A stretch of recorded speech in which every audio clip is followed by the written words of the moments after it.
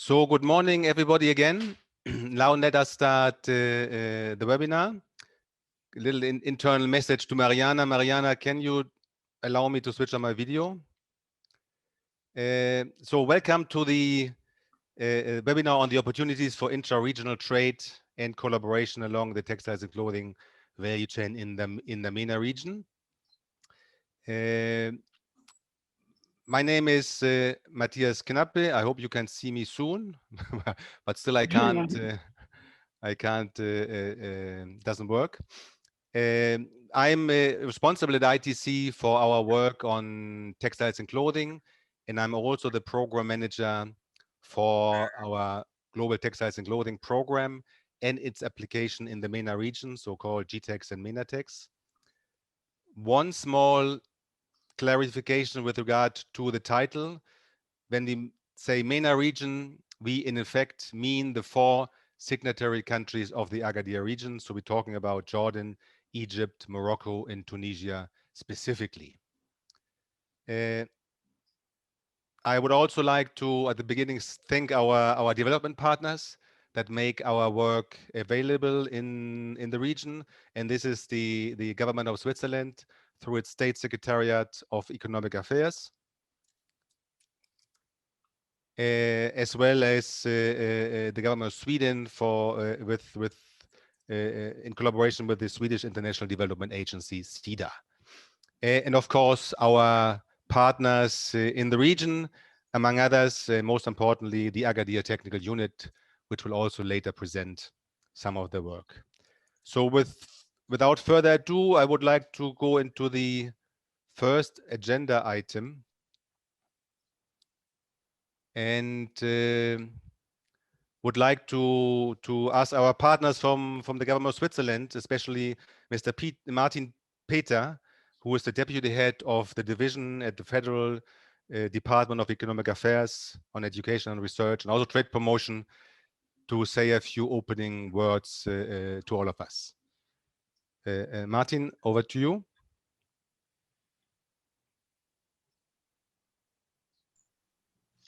Hello, everybody. It's Anne de Chambouillet from SECO. Sorry, Martin is trying to connect online.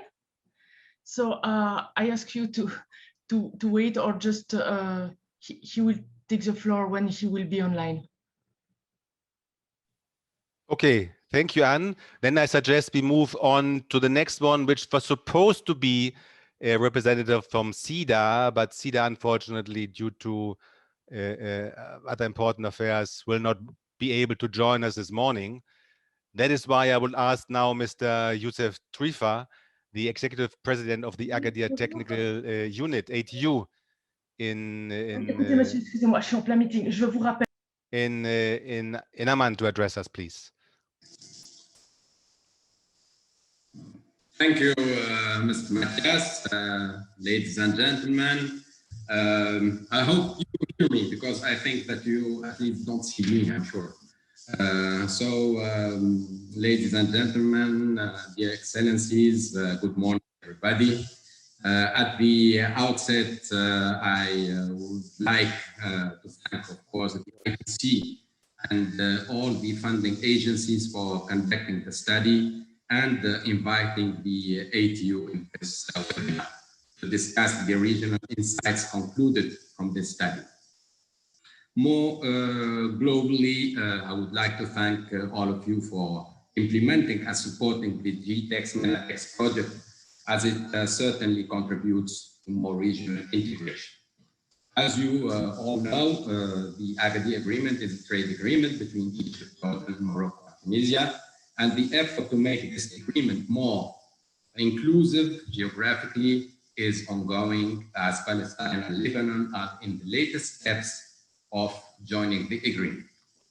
The Agadir Technical Unit is working as the secretary of the agreement and bridging member states stakeholders, both public and private, for more global coordination.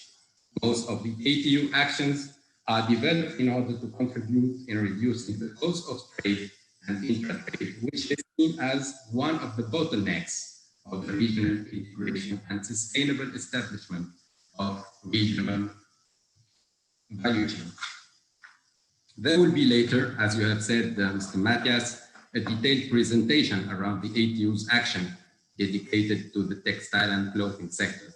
I would, however, like to recall that this sector was the first one that was targeted by the ATU as harboring a potential for accommodation of origin and comparative advantage as regard to export to the United Europe market. I would like also to shed light on the cooperation of the ATU with the private sector.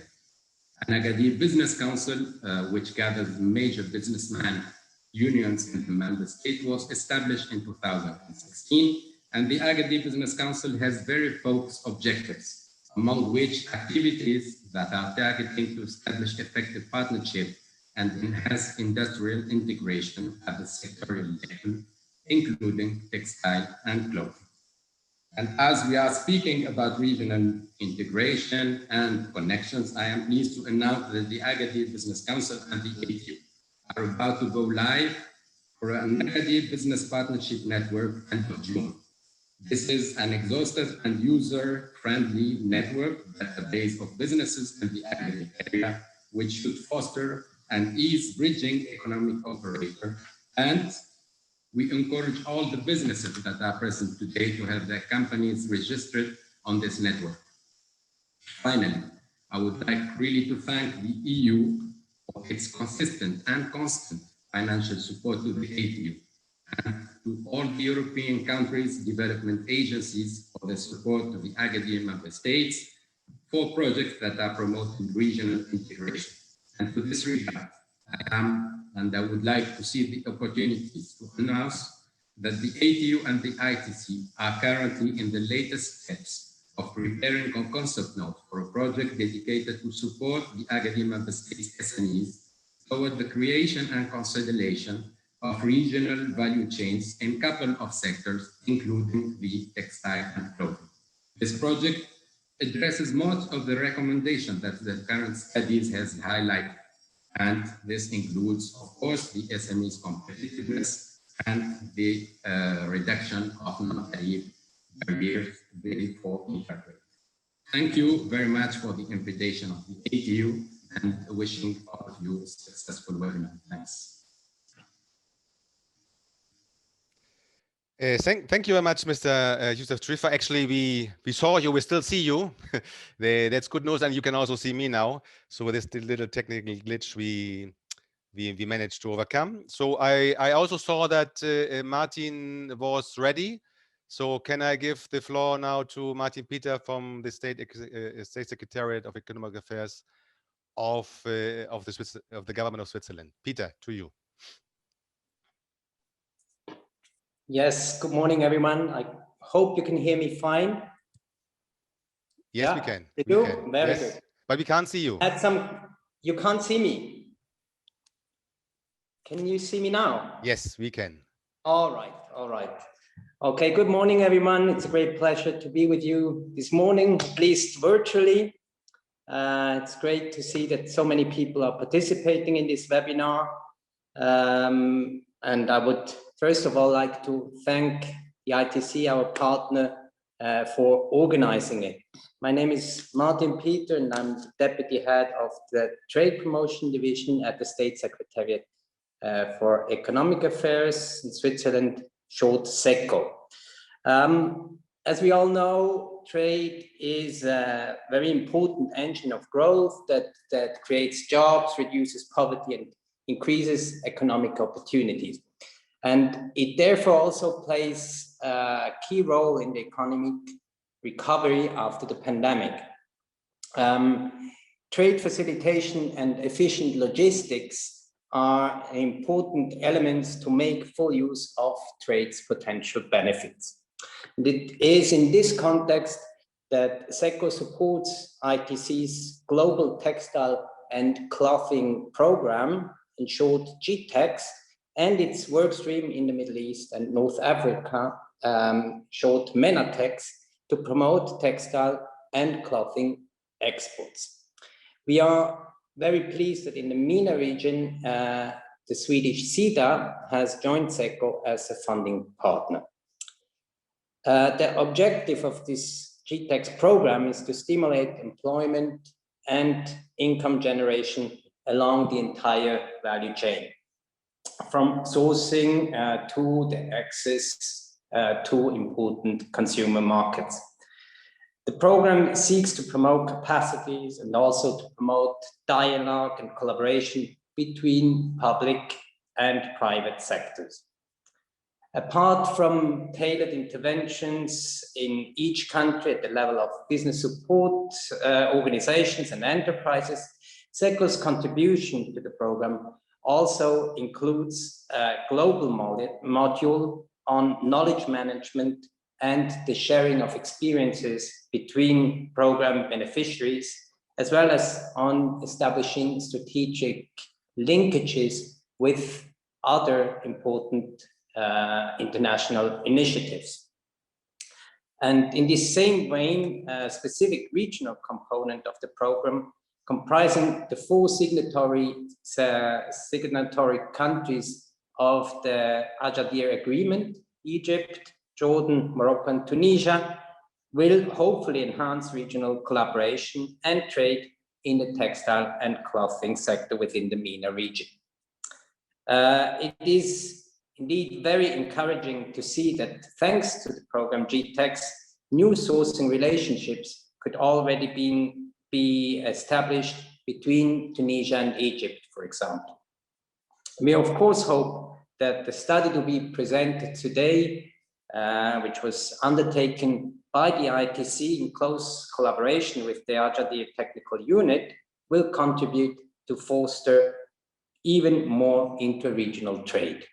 So with this, I wish you all a very insightful webinar. Thank you very much. Thank you very much, Martin, for these kind words and the little summary of what we're doing. May I now invite our Director of the Division of Enterprise Institutions, Mr. Anders Aero, who will say a few words on behalf of ITC. You saw in the program that initially we had foreseen our Executive Director, Ms. Pamela Cook-Hamilton, but due to other obligations, she will not able to join us, but we are very good hands with Anders. So over to you, Anders, please. So thank you very much, Matthias, and dear Mr. Yusuf Trifa, Executive President, the Agadir Technical Unit, Your Excellencies, our development partners from the governments of Switzerland and also to Sweden, although they could not be with us today, as well as representatives from the T&C-related institutions and enterprises of the 4 member countries of the Agadir Agreement, namely Egypt, Jordan, Morocco and Tunisia. It is with great pleasure that I address this distinguished audience. I would like to convey a key message from our Executive Director, Pamela Cook-Hamilton, who regrets not being able to address you today due to conflicting obligations. Her message is that regional integration and collaboration are very important for long-term development, and that it holds key potential for making all countries better off, despite short-term perceptions that one cannot collaborate with competitors. Our Executive Director comes from the Caribbean, where she herself has experienced and promoted the importance of regional collaboration, having been the Executive Director of the Regional Export Promotion Agency, named the Caribbean Export Development Agency. You have heard from our development partners how they see and speak to the importance of regional collaboration and trade, and why they stress the benefits of closer collaboration for intra as well as extra-regional trade. They also highlight the challenges the region faces to collaborate more closely, including within the T&C sector. We know that historically the MENA region has suffered from less integration within its borders and with world markets. Some of the figures are that despite of major exports of oil and gas, the MENA region has only a 5% share in world trade, and trade within the region remains at around 10%. So this situation has been worsened by the COVID-19 pandemic due to lockdowns, restricted movement, disrupted value chains, and decreased demand. The good news is that the Agadir Agreement can help create the conditions to increase trade within the 4 signatory countries to build back better and to build resilience within the region against external shock. In this context, to reverse the current trends and support an important economic recovery through trade, ITC, with the support of the governments of Switzerland and Sweden, aims to set up an action plan to foster collaboration along the T&C supply chain with the ultimate goal of enabling SMEs to convert opportunities offered by the Agadir Agreement into actual business. Our flagship program, GTEX MENATEX, has already facilitated 2 regional events to bring people together and to foster collaboration. While these events themselves were successful, follow up and putting what was agreed to into action was a bit more challenging. We therefore agreed with stakeholders to initiate a wider independent study on how to foster inter-regional trade and collaboration along the T&C value chain. And we are proud to have engaged Euromonitor International to execute this study, and we are excited to hear about their findings and recommendations. We're also very happy that we could bring the Agadir Technical Unit on board. The Agadir Technical Unit works to facilitate regional collaboration and trade, and has chosen the T&C sector as a key sector for the region. Like the Agadir Technical Unit, ITC believes that there's plenty of scope for collaboration between 2, 3, or all 4 countries at enterprise, at institutional, and also policy level, especially in the T&C sector along its value chain. The Agadir Technical Unit expects to set up a business council with sub-chapters on important sectors for the region. We could envisage supporting such an initiative for the T&C sector that could guide and facilitate collaboration efforts along the T&C value chain. We hope that well-targeted and orchestrated technical assistance can provide the spark that would lighten a collaboration attitude under which everybody wins and nobody loses. With the COVID-19 pandemic having disproportionately affected the T&C sector worldwide, all countries are preoccupied with national recovery plans, fighting for reduced market share. This rationale, but also short-term perspective, has not helped regional integration efforts, rather the contrary. We believe that the 4 countries need to find ways for more substantial collaboration in order to benefit from market movements towards nearshoring and shorter, more flexible order requirements. While collaboration cannot be imposed, we find that incremental steps of collaboration, for example, among universities and training institutions, or on themes that are important for all countries, such as women's empowerment, could go a long way in creating transparency and trust among stakeholders within T&C of the 4 countries. With a better understanding of each other and regular exchanges, mutual confidence would be strengthened, which could lead to closer collaboration to the benefit of all. With a trusting relationship, trade will also increase. We will hear from Euromonitor what they recommend, and we will also hear from our colleagues from the GTEX MENATEX team what actions could be put in place to strengthen a collaboration that serves everyone for the better. ITC stands ready to support each individual country through our national projects, but also to foster collaboration that has the potential to stimulate intra and extra-regional trade. And I thank you very much and look forward to an interesting meeting that hopefully will lead to an agreed way forward. Thank you. Thank you very much, Anders, for this kind work on our guidance us a little bit in the right direction on how we can stimulate collaboration and trade in the region. Now we'll look into the agenda, and as Anders already mentioned, we'll give you, even though Martin also mentioned a little bit, a short overview of how we see under the GTEX MENATEX program the regional component. Then we come to the major part of the event, the presentation of the major findings and the recommendations of the study by our colleagues from Euromonitor. We'll give the floor then to the ATU, the Agadir Technical Unit, to relate to what they're doing with the study, and at the end we'll discuss also a little bit our views on an action plan, what we can now do together based on the findings of the study and the remaining time and resources we have under GTEX MENATEX. So with this, I will try to share my screen to address the first agenda item. Well, it's the second after the inauguration, the GTEX MENATEX program and how we support regional collaboration. Let me give it a try.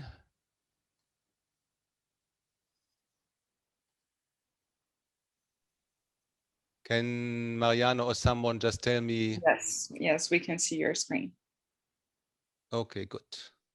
Now it just needs to switch into slide mode. Okay, so that's the program. We have the 4 Agadir countries, and under SECO funding, we also have other countries that we work on in Central Asia, but of course, not really related to our MENATEX Agadir agreement work under MENATEX.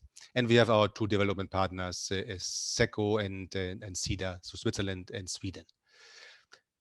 This slide gives a little bit overview, and it basically summarizes what Martin has already been saying.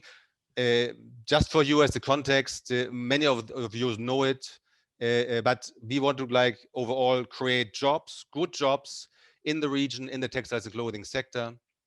And we think we can do this by supporting enterprises and by supporting business support institutions. And then, of course, also foster the regional collaboration, which you find in the middle in green. What we do with enterprises, in a nutshell, you see on the right-hand side, 4 things we do with enterprises. We're building their capacity along the value chain in the area of production, pre-production, and post-production. We work with them on improving social and environmental sustainability, becoming even more important after the pandemic. We look, of course, into facilitating market linkages, traditional trade fairs, B2Bs, but recently also more and more virtual, like this event, virtual linkages with potential buyers. And then we facilitate collaboration between enterprises and trade financing institutions so that companies can upgrade their facilities with preferential finance they can access. Since we can only work with a certain number of companies in each country, we'll also work with what we now call business support organizations, so that they become the multipliers, that they can reach out to the entire sector and many more companies. And we help them in improving their managerial and operational capacities so that they serve better their clients. We'll work with them on their service portfolio, specifically with regard to textiles and clothing. So what else can they offer their members? And also in order to attract more members, what kind of arguments they have to attract these additional members. We also work trying to develop the partnership between training institutions and academia and the industry, so as to make sure that graduates coming out of these institutions are employable immediately by the industry, which in many parts of the world is not always the case. And then we also punctually work into trade policy aspects whenever needed. So for example, in one country, we did a youth strategy specifically for textiles and clothing. We did certain studies on medical textiles, for example, in other countries. This depends a little bit on the specific needs and demands coming from the country. And then, of course, we would like to facilitate collaboration between the countries, learning of good practices, sharing of experiences, and also facilitating a trade, as both Anders and Martin have been mentioning. But having a little look at the rationale of a regional collaboration, it was already mentioned, but just giving you a few figures to highlight what it is. Anders mentioned 10% participation in global trade. If you look into intra-regional trade of textiles and clothing products in the 4 countries, and that's an outcome of the study, we talk about 1.5%. So 1.5% of what's imported into the region in terms of textiles and clothing comes from within, and all the rest from outside. And then compare this, and I put on the right-hand side 2 slides from a recent study that a collaborator with us also did, showing how this is in Asia. Intra-regional trade of textiles in Asia is 85%. So whatever Asian companies buy in terms of textiles to convert this into garments, 85% of this comes from within Asia. In Europe, under the European Union, you still have about 55% of textiles imported 55% of what is imported in terms of textile comes from within the region. And apparel is a little lower. You see on the second slide, apparel is about 38%, but textile is still about 55%.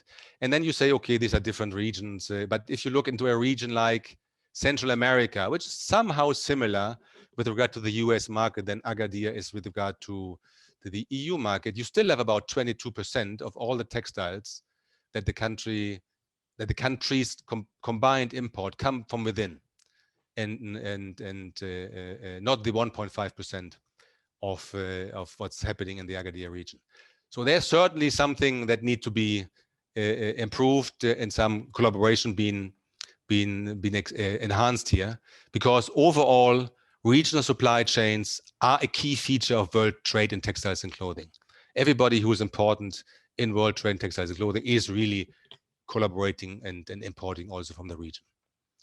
Yes, the pandemic have moved the focus on national survival and national interest in the short run, but I think, as Anders mentioned, it's important to look also in the medium and long term of how to increase collaboration.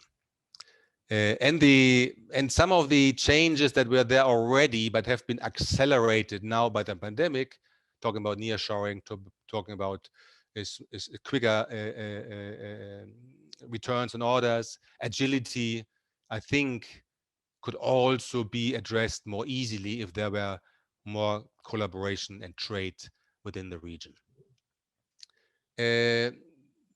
How do we see under GTEX, MENATEX the collaboration? I think we see it very pragmatically, as Anders has been pointing out already. No, we see collaboration be possible between two countries or 3 countries or even 4 countries, as long as there are 2 countries minimum. We see collaboration between enterprises, between textiles and clothing related institutions, between academia that build graduates that later on work in the sector, but also between policymakers. And in terms of trade, we look not into the entire value chain, from raw materials, not that much in the region though, but yarns and fabrics, apparel, of course, and apparel especially, the local or national brands that each country has might have also a potential market in the neighboring countries. So why not trying to promote this? There's accessories, and there's also the services around the textiles and clothing industry, in education, in testing, and what have you. And as Anders mentioned, I think collaboration can start with simple measures, starting with information sharing, getting to know each other and understanding each other, working on joint initiatives first that maybe are not competitive at the beginning, creating trust, and this trust then can also stimulate growth and trade among each other. And then just a few bullets on what we have already been doing. And as mentioned, we had 2 regional meetings and the outcomes, but we also have been supporting enterprises and participating in trade fairs or in events in other countries of the region. I think we have presently a Tunisian company, designer, participating in the fashion show in Casablanca. Destination Africa, we have been supporting. We have been facilitating exchanges between companies and company visits. We have been also supporting companies to find out collaboration in other countries. For example, setting up something in Egypt or Jordan in order to access the US market duty-free as a possibility. But we also face challenges, as Anders mentioned, and therefore we needed an independent study from Euromonitor to look into, to talk to all the stakeholders, get their views, consolidate this, analyze this, and come up with recommendations how we can enhance collaboration and then trade within the region. One last word before we go to the main subject of presenting the study. This study also is complementary to other ITC work in the region.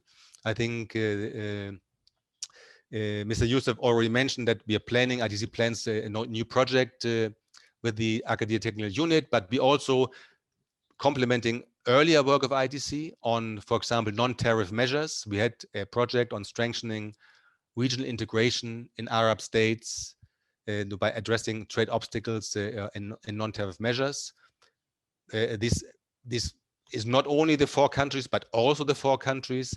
And it also includes specific findings and recommendations for the textiles and clothing industry. So we'll also then work on these and dig them out and build on what this earlier work in ITC has been finding.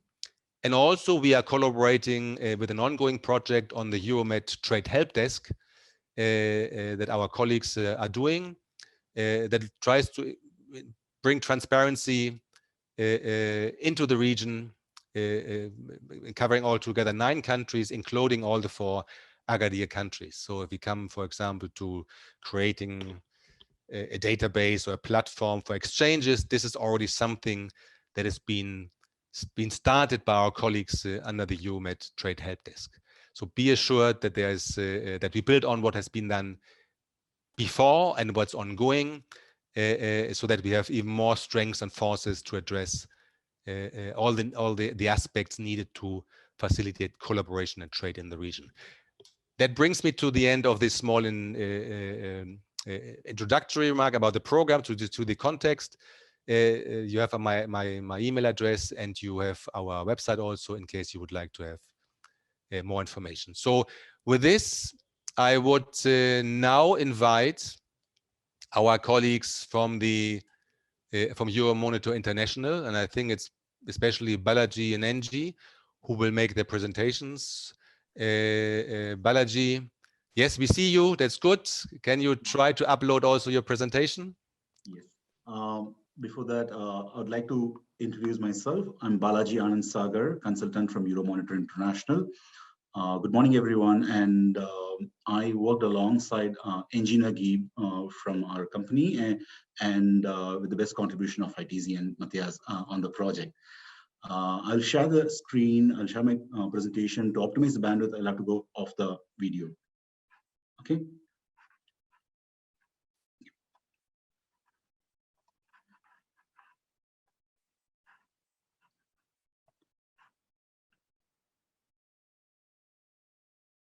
Able to see my screen? Sorry, Matthias. Yes? We see your screen, yes. Okay. Go on the presentation mode. Okay. So we have a brief agenda, but an important one for this presentation. Firstly, we would like to present the objective of the research and today's presentation, and the research approach that we adopted. Second, we will look at the overview of T&C industry globally and in the Agadir region to understand the significance of regional collaboration and some key implications from collaborations in other regions for Agadir member countries. And then we will finally present the foundation and recommendations for the Agadir region towards regional collaboration for value chain integration, enhanced trade, investment opportunities, and promotion of regional strengths. I invite you all to make this presentation a collaboration between us, and please feel free to share your thoughts and suggestions on the recommendations.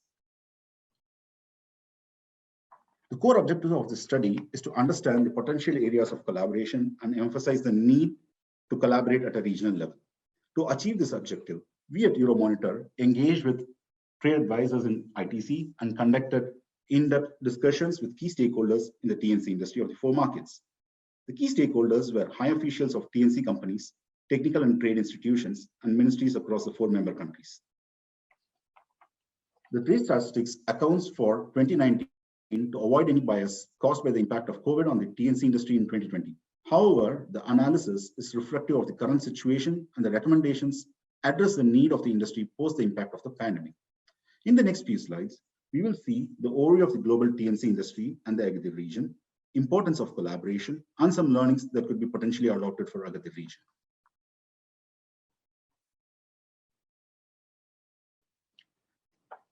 The trade in T&C industry was over $7.5 billion in 2019 and has been consistently growing at an annual average rate of 2.4% from 2016.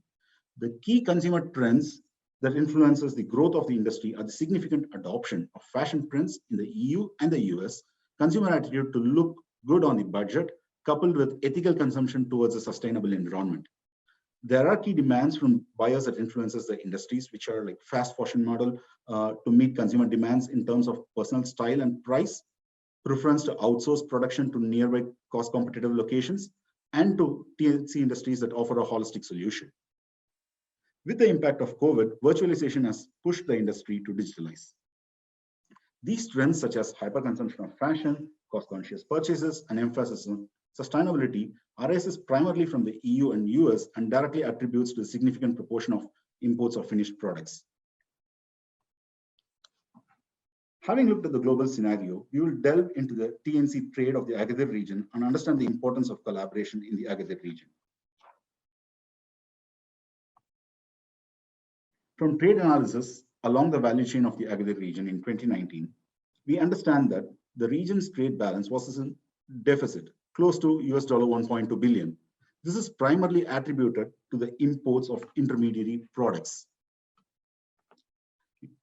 This emphasizes that if the T&C industry of the region capitalizes on each member country's strengths in the value chain, the region could provide price competitive products at standards that meet the destination country's requirements and be a holistic solution provider. In order to achieve this, we have identified potential areas of regional collaboration. They are exchange of T&C industry strengths and needs for each member country, supply and demand in the value chain of the region and destination markets, foster investments in the form of production setup in other member countries of the Agadir region, vertical integration of T&C value chains in each member country and across the region, represent the region in a unified manner in international trade events. So these are the potential areas of collaboration that we identified. So in the next two slides, we will see, based on our trade analysis, we will highlight a few products to focus on priority to export within the Agadir region and outside to the world, and a couple of international examples of regional collaborations in the T&C industry.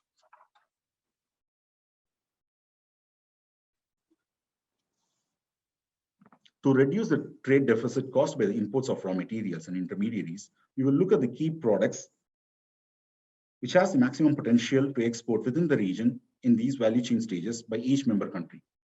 For Egypt, it is silk, natural fibers, textile fabrics, yarn and strip in raw materials and intermediate products.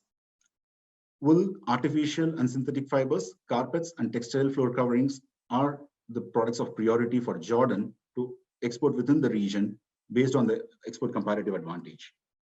For Morocco, the key products with maximum export potential within the region are cotton waste, cotton sewing thread, and studio backcloths. For Tunisia, it is cotton, carded or combed, woven fabrics of silk, and synthetic woven fiber. As we understand that globally, finished products has the maximum potential for trade. In order to capitalize this, each member country could prioritize a set of finished products to export to the world. We will look at the key products which has the maximum export potential to the world by the each member country. For Egypt, it is women's negligees and men's or boys' swimwear. For Jordan, men's nightwear and babies' garments. For Morocco, the key products with maximum export potential to the world are tarpaulins and sunblinds, packing sacks and bags. For Tunisia, it is tarpaulins and sunblinds, packing sacks and bags again. So having looked at the potential areas of collaboration, to understand better the collaboration areas and potential outcomes, we will search for inspirations from international examples of regional level collaborations in the T&C industry. As a result, we identified collaborations in T&C industries of Central America and Asian region, basis which we have drawn inferences for the T&C collaborations in the Agadir region. So in the Central American region, the Central American CAFTA signatory countries, textile industry made unified proposals to US to negotiate on the rules of origin. This allowed the industry to source from outside the CAFTA-DR signatory countries when manufacturing inputs such as fibers, yarns, and fabrics that are not available in commercial quantities in a timely manner within the region. As a result of the negotiation, manufacture of products from non-originating fabric was allowed.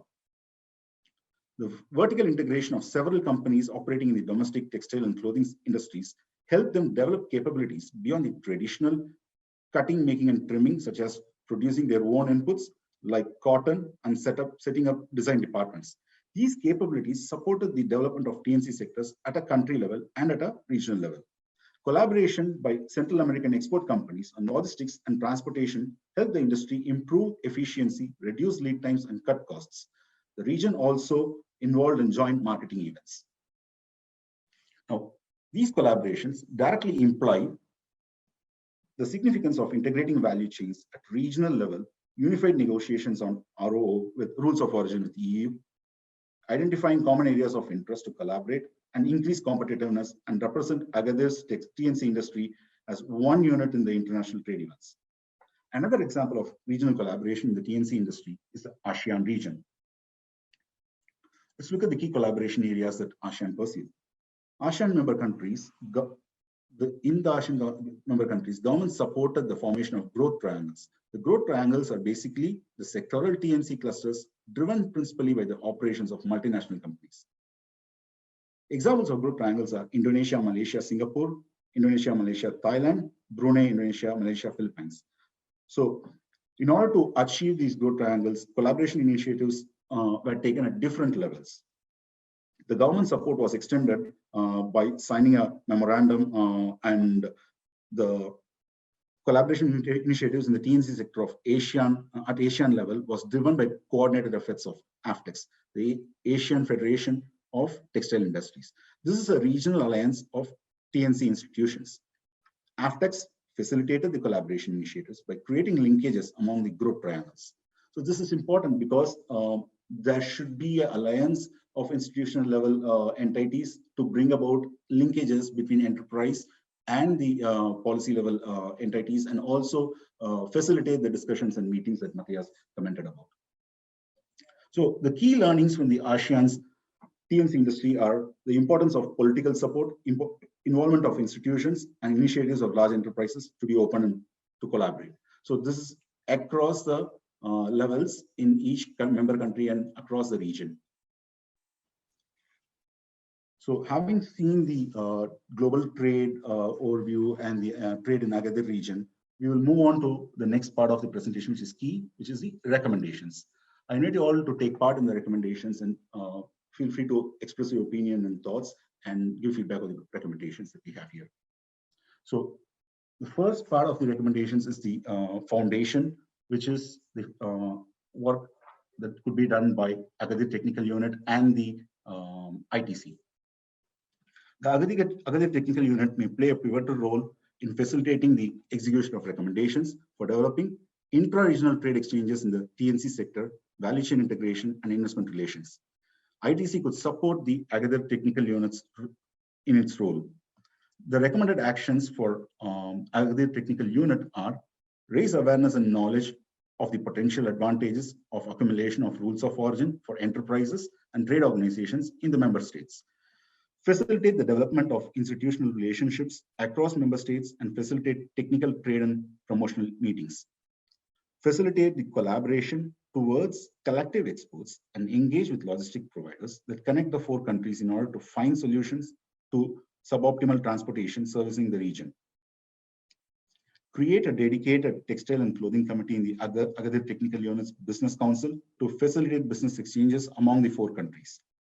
This could include the formulation of focused policy proposals that could then be brought to the attention of policymakers in the four countries. And it's important that the Agadir Technical Unit gives a voice, suggest and see related business improvements that concern the region, including trade policies that could facilitate T&C trade between Agadir member states. So ITC may work alongside Agadir Technical Unit to support the setup of Textile and Clothing Committee in the unit's Business Council. Initiate and facilitate meetings between representatives from all levels in member states that are part of GTEX MENATEX program as a starting point for sector convergence among the member states.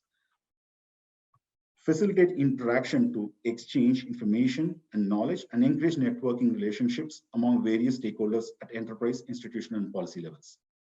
So based on this action items for ATU and the ITC, we see that there is a convergence and synergy in the core objectives of Agadir Technical Unit and ITC. So this is expected to smoothen the actions towards collaboration and value chain integration towards enhanced trade.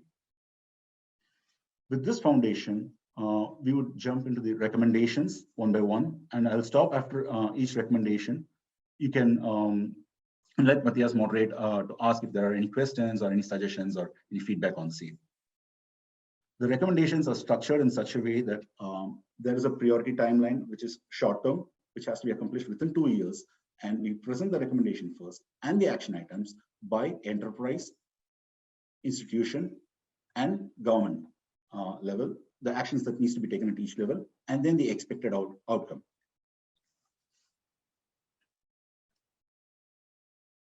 So it's important to create an awareness on comparative advantages of intra-regional trade in each stage of the value chain to benefit from the accumulation of rules of origin. As a part of this, enterprises need to share information about production capabilities, existing strengths in the value chain, and necessary support towards improving the value chain and enhancing export competitiveness. A repository of knowledge to match the strengths and necessities of SMEs and large enterprises at member country level and at a regional level could be created. At institutional level, textile and clothing associations such as Apparel and Textiles and Home Textiles Export Councils of Egypt, J-Gate in Jordan, MENATEX in Morocco, and FTTH in Tunisia could potentially collect and manage enterprise-level data garnered from T&C companies in respective member countries. These institutions could also facilitate a survey among buyers who currently source from the region on the advantages and disadvantages in relation to the competitors. And we have the national trade facilitation committees in each member country who could disseminate about the rules of origin to relevant institutions. These trade-related entities possess primary information on customs procedure, ports, and tariffs, and also oversee the implementation of different trade facilitation initiatives. At the policy level, ministries of industry and trade in member countries, alongside T&C Association, could facilitate the exchange of garnered data in individual member countries to other associations and create credible knowledge transfer. It is anticipated, like the policy level institutions can recommend to the enterprises and the institutions and consistently update any changes in rules of origin to optimize the outputs of national and regional level.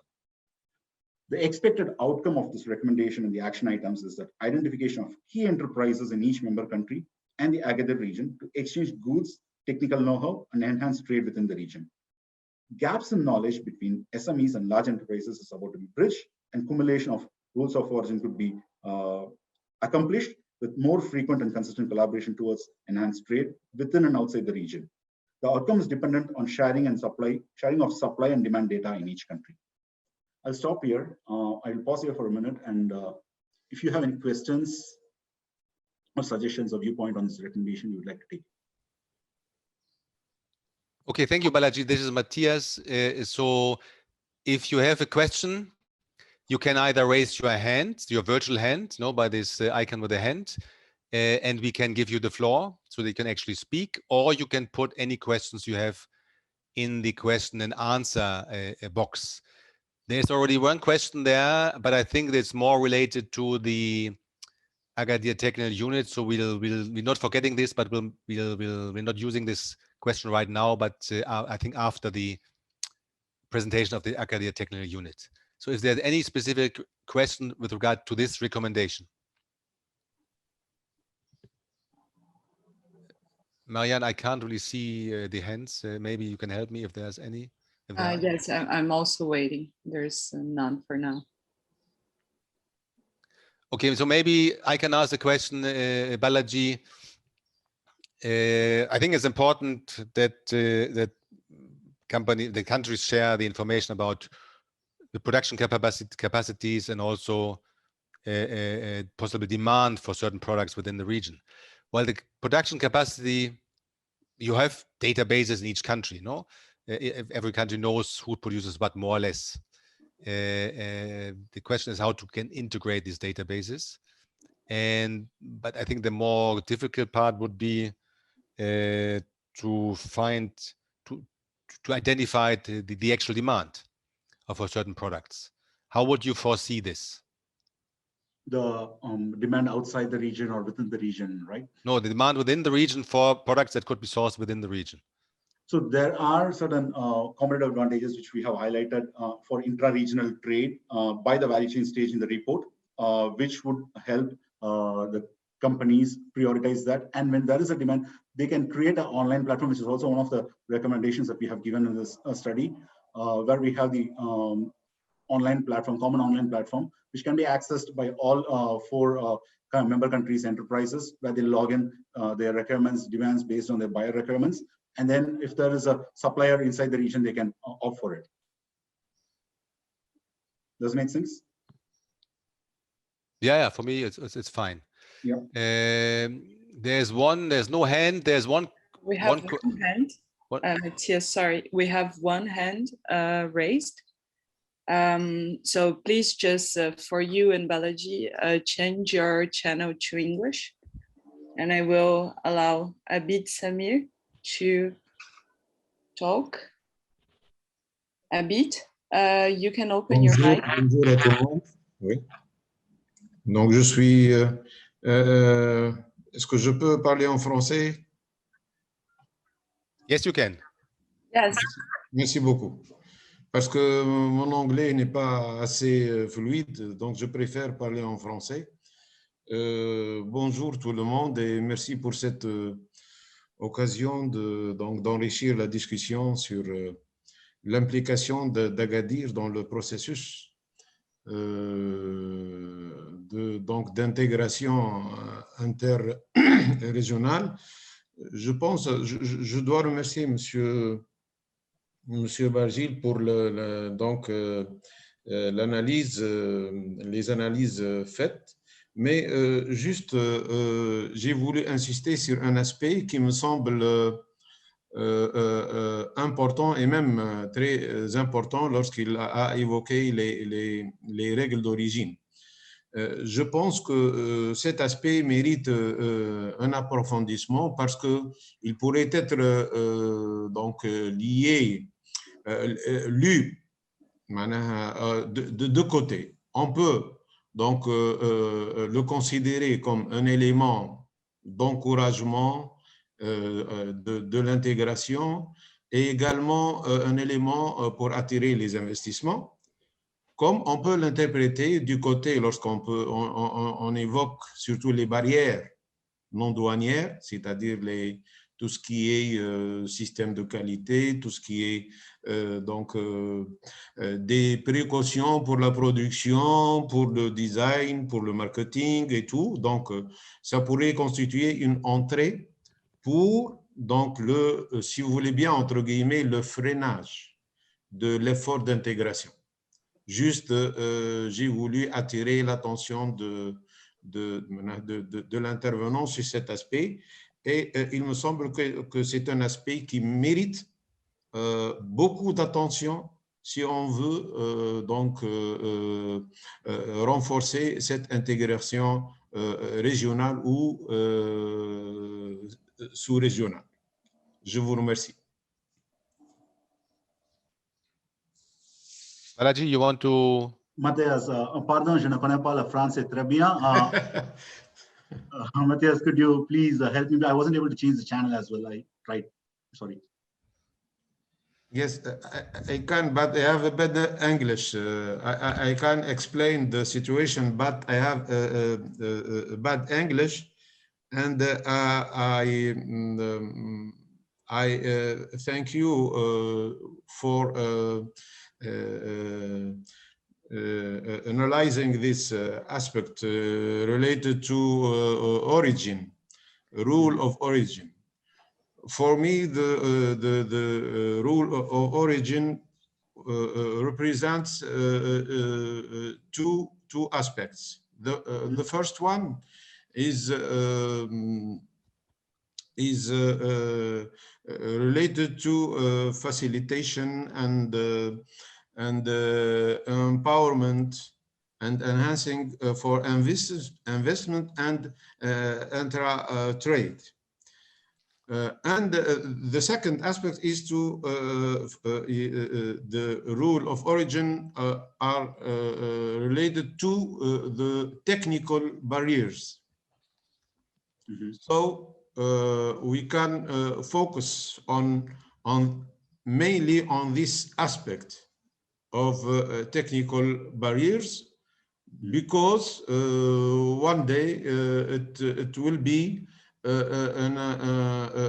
difficult in front of enhancement of intra-regional development of intra-regional trade or investment. You are agree with me or no? By technical barrier, is there any specific? Is there any specific yes. barrier? We should focus on this aspect, because if we hope to empower the integration between, for example, we can take the example of the 4 countries as well as Egypt, as well Tunisia, Morocco, and Jordan. So we can analyze deeply this aspect in order to enhance the regional integration. Correct. I agree with you. I agree with you because it's important to understand specifically, because there were studies done by Agri Technical Unit with respect to accumulation of foods of origin, in the past, and it's important we do it specifically for textile and clothing sector to understand and prioritize what kind of barriers would to anticipate and how to overcome them. Yes, thanks. Because in Tunisia we are convinced that the unit have an important role to play in this aspect, on this level. Great. Merci beaucoup. Balaji, hi everyone. This is Inji here from Euromonitor. I would like to add one point here, which is related to definitely the challenges that we face, especially technical barriers and certifications related to rules of origin. This is going to pop up and show importance when the awareness is built, and when we understand, okay, how can I benefit from the interregional trade, and what are the obstacles? And here, exactly. Exactly, and here the role of institutions will pop up in consolidating these challenges and create sort of power to show the importance of ease some of these. But in the initial step that we were trying to start with here was creating the awareness that we have an opportunity to work together and actually benefit from each other. And then we can flag through these awareness sessions and gathering the data about the countries together, we can start talking about, okay, what are the challenges in order to be overcome. But your point is really valuable, and it's really important to be considered in depth, but it has to come with practice as well. Many thanks, Mrs. Angie. Sure, pleasure. Thanks, Mr. Abid, for this question. I think it's a very valid question, and Balaji Angie also for the responses. I mentioned in the introduction also in my little presentation that we also had earlier projects that look into NTMs, and also specifically this aspect. So I would like to invite my colleague Ursula Hemmeling, who was in charge of this study and project on NTMs in the MENA region, maybe to highlight a few things here from this study. Thank you. Thanks a lot. Do you hear me? We do. Perfect. Thank you. Good morning. Salam alaikum. Bonjour.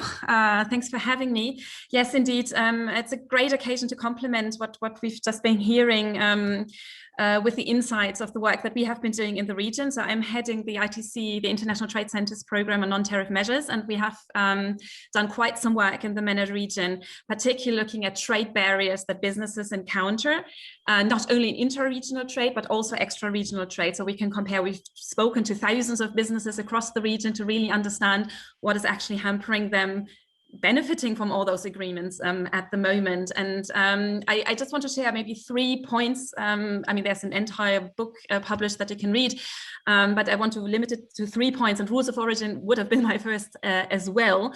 Now, rules of origin is interesting because when we look at Ursula, sorry to disturb you. Could you speak a bit slower for the translation, please? Sorry. Thank you. Yeah. I apologize. So rules of origin is a big point, and it's very interesting when we are looking that from all the barriers that we're hearing about, rules of origin make up 6% of barriers in the region when it comes to trading with the EU. So all Agadir countries have an agreement with the EU, but they make up 20% of barriers when it comes to intra-regional trade. So there is an issue with rules of origin, particularly in intra-regional trade. And the problem goes beyond awareness. So it's not only the awareness and understanding of the rules. If we dig deeper, it is really, I mean, one of the problems in the region already is overlapping agreements.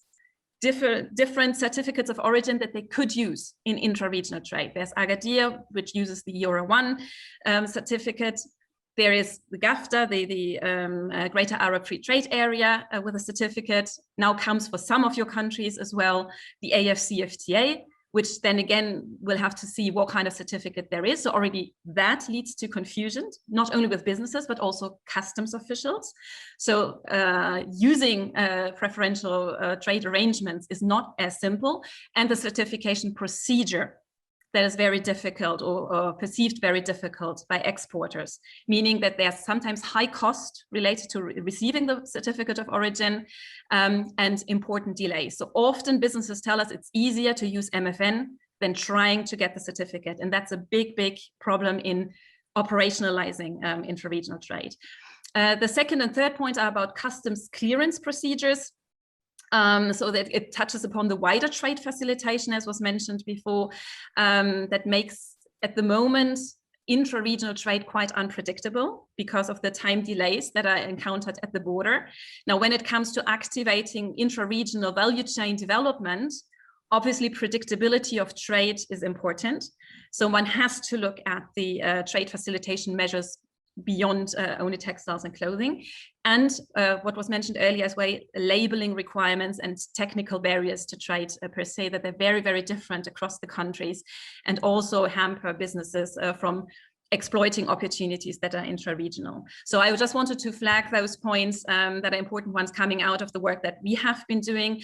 I will post the link to the study in the chat if you're interested to seeing more, and I could maybe later on add some recommendations in the discussion. Thank you.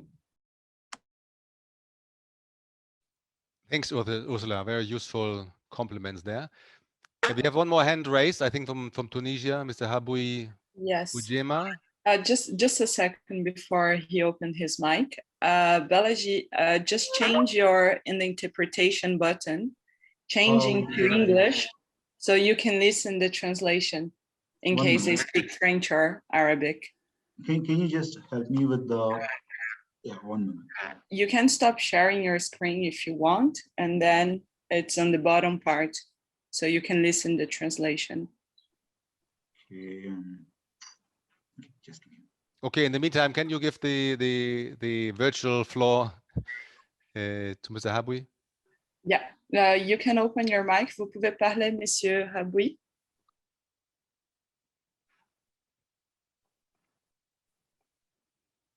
Yeah, I'm ready. Bonjour. Vous m'entendez? Oui, on m'entend. Bonjour tout le monde. Merci d'avoir invité à ce panel très intéressant sur surtout l'unité d'Agadir qui a vu la naissance depuis 2006-2007. Malheureusement, on attendait beaucoup de cette unité d'Agadir parce qu'elle donnait des possibilités entre le Maroc, la Tunisie, l'Égypte et la Jordanie.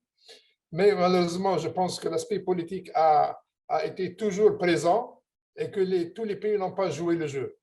C'est-à-dire qu'il était question de faire l'imitation du marché commun, c'est-à-dire la libre circulation des produits, la libre circulation des biens, d'une manière à faire un petit marché commun, si vous voulez. Bon, si on revient à ce qui est aujourd'hui, c'est qu'un des grands blocages pour la confection tunisienne, c'est que plusieurs fois notre direction, la GTEX, Direction générale d'industrie, d'habillement au ministère de l'Industrie, a présenté en 2012-2013 pour avoir la simple transformation pour les produits venant des pays asiatiques. Parce que vous savez, en Tunisie, le problème, c'est que nous n'avons pas un amont en textile, c'est-à-dire des tissus qui sont prêts à la confection, mais nous avons une capacité de confection très performante. Mais le blocage, ça a été toujours que la Turquie, elle s'opposait, elle ne voulait pas que la Tunisie ait cette simple transformation. Je m'explique, qu'est-ce que c'est la simple transformation?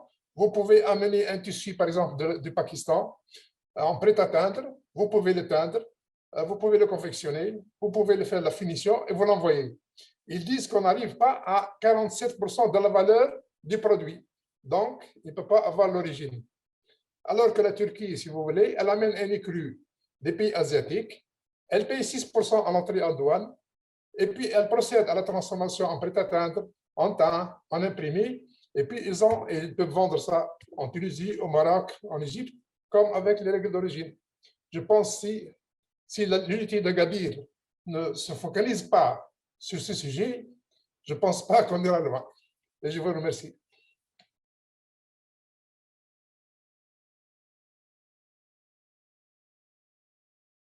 Merci. OK, merci beaucoup, M. Aboui. Les points bien notés, je crois.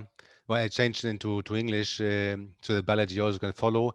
I think this is more a question I think addressed to the ATU, and I would suggest that we don't divert now from the actual study, but maybe in the intervention of the presentation of the ATU later on, the ATU can also address this point, Mr. Youssef, if you would agree on this, because otherwise we are diverting into other subjects other than the study itself. So I would suggest that we go ahead, Balaji, with the study. I would like to highlight one thing is that we have altogether, I think, 8 recommendations. We initially decided with the Euromonitor that after each kind of recommendation, we will stop for discussion so that it's fresh on the people's mind.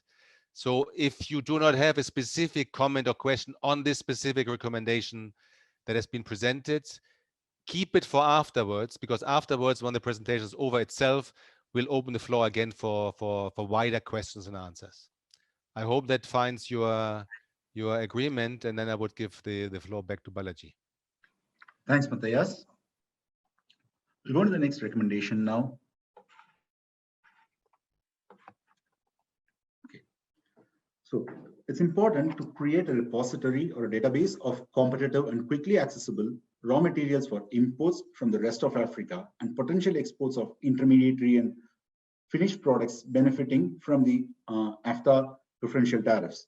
In order to reap the benefits of the agreement, it is essential for enterprises in Egypt, Morocco, and Tunisia to conduct an in-depth analysis of supply and in demand for yarns, fabrics, and end clothing products from other African signatories. This would help to create a database that reflects the needs of Agadir states and the destination markets. At an institutional level, it's important that T&C associations and trade facilitation entities could support enterprises by conducting market studies, create to capture availability and demand for potential raw materials, intermediate products, and end clothing products for trade. This would help the enterprises plan their material sourcing requirements, increase production to meet demand, and explore collaboration to meet cost and lead time requirements of the clients.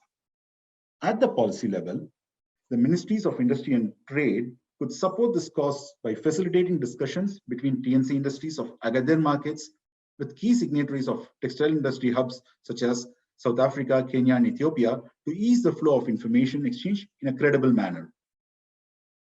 The expected outcome of this recommendation and the action items by each level is that it will reduce the final cost and lead time of currently traded clothing products into the EU and the US.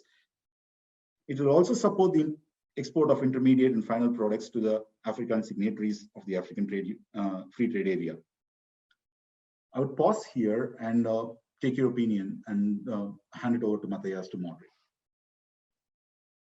Okay, thanks, Balaji. So if you have any questions specifically on this recommendation, or maybe still on the earlier one, please raise your hand. I see 2 hands are raised. If it's more on wider topics that are also important, keep it for after the end of the presentation where we'll continue the discussion. So I have 3 hands. I don't know what the order was, but I think it was Marianne Musumeki first.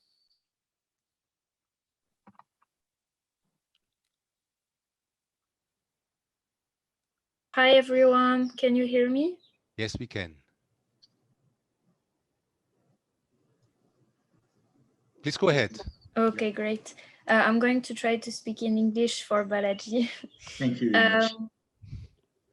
So I was really interested in this part of the presentation about the raw material, and I was wondering on this topic if there was any trend for raw material that are more sustainable than cotton, because we know that the MENA region is kind of under pressure about their reserve of water. So is there any trend about this for the MENA region and related to this initiative? Is there any country that is a bit more advanced in this and that could share knowledge with others on this?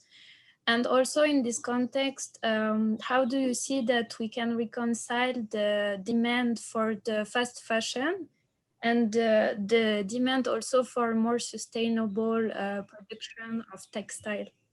Thank you very much.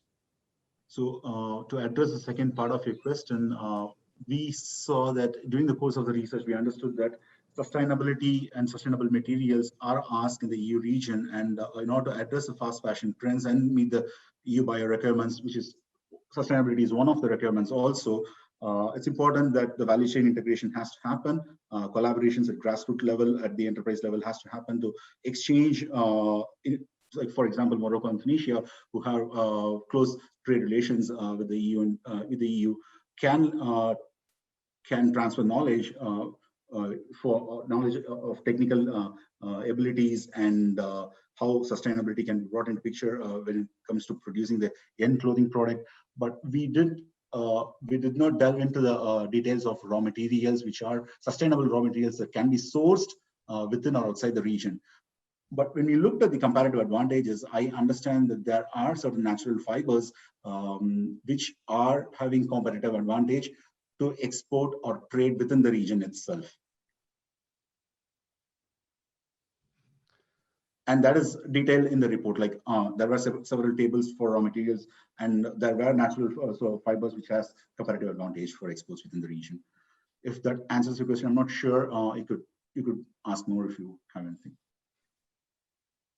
Maybe Balaji, I can complement two aspects. I think the fact that the region is a water scarce region poses questions. It has been posing questions, for example, to our development partners. Does it make sense to do something in textiles because of the water shortage in the region? No? And it might also, at one stage, once you have all the due diligence regulations in place that the EU has now been discussing, that the US is discussing, that Switzerland is discussing, these questions might also be posed at one stage by international brands and retailers. So there needs to be an answer by the industry by investing into technology that have a better environmental footprint that the industry has right now.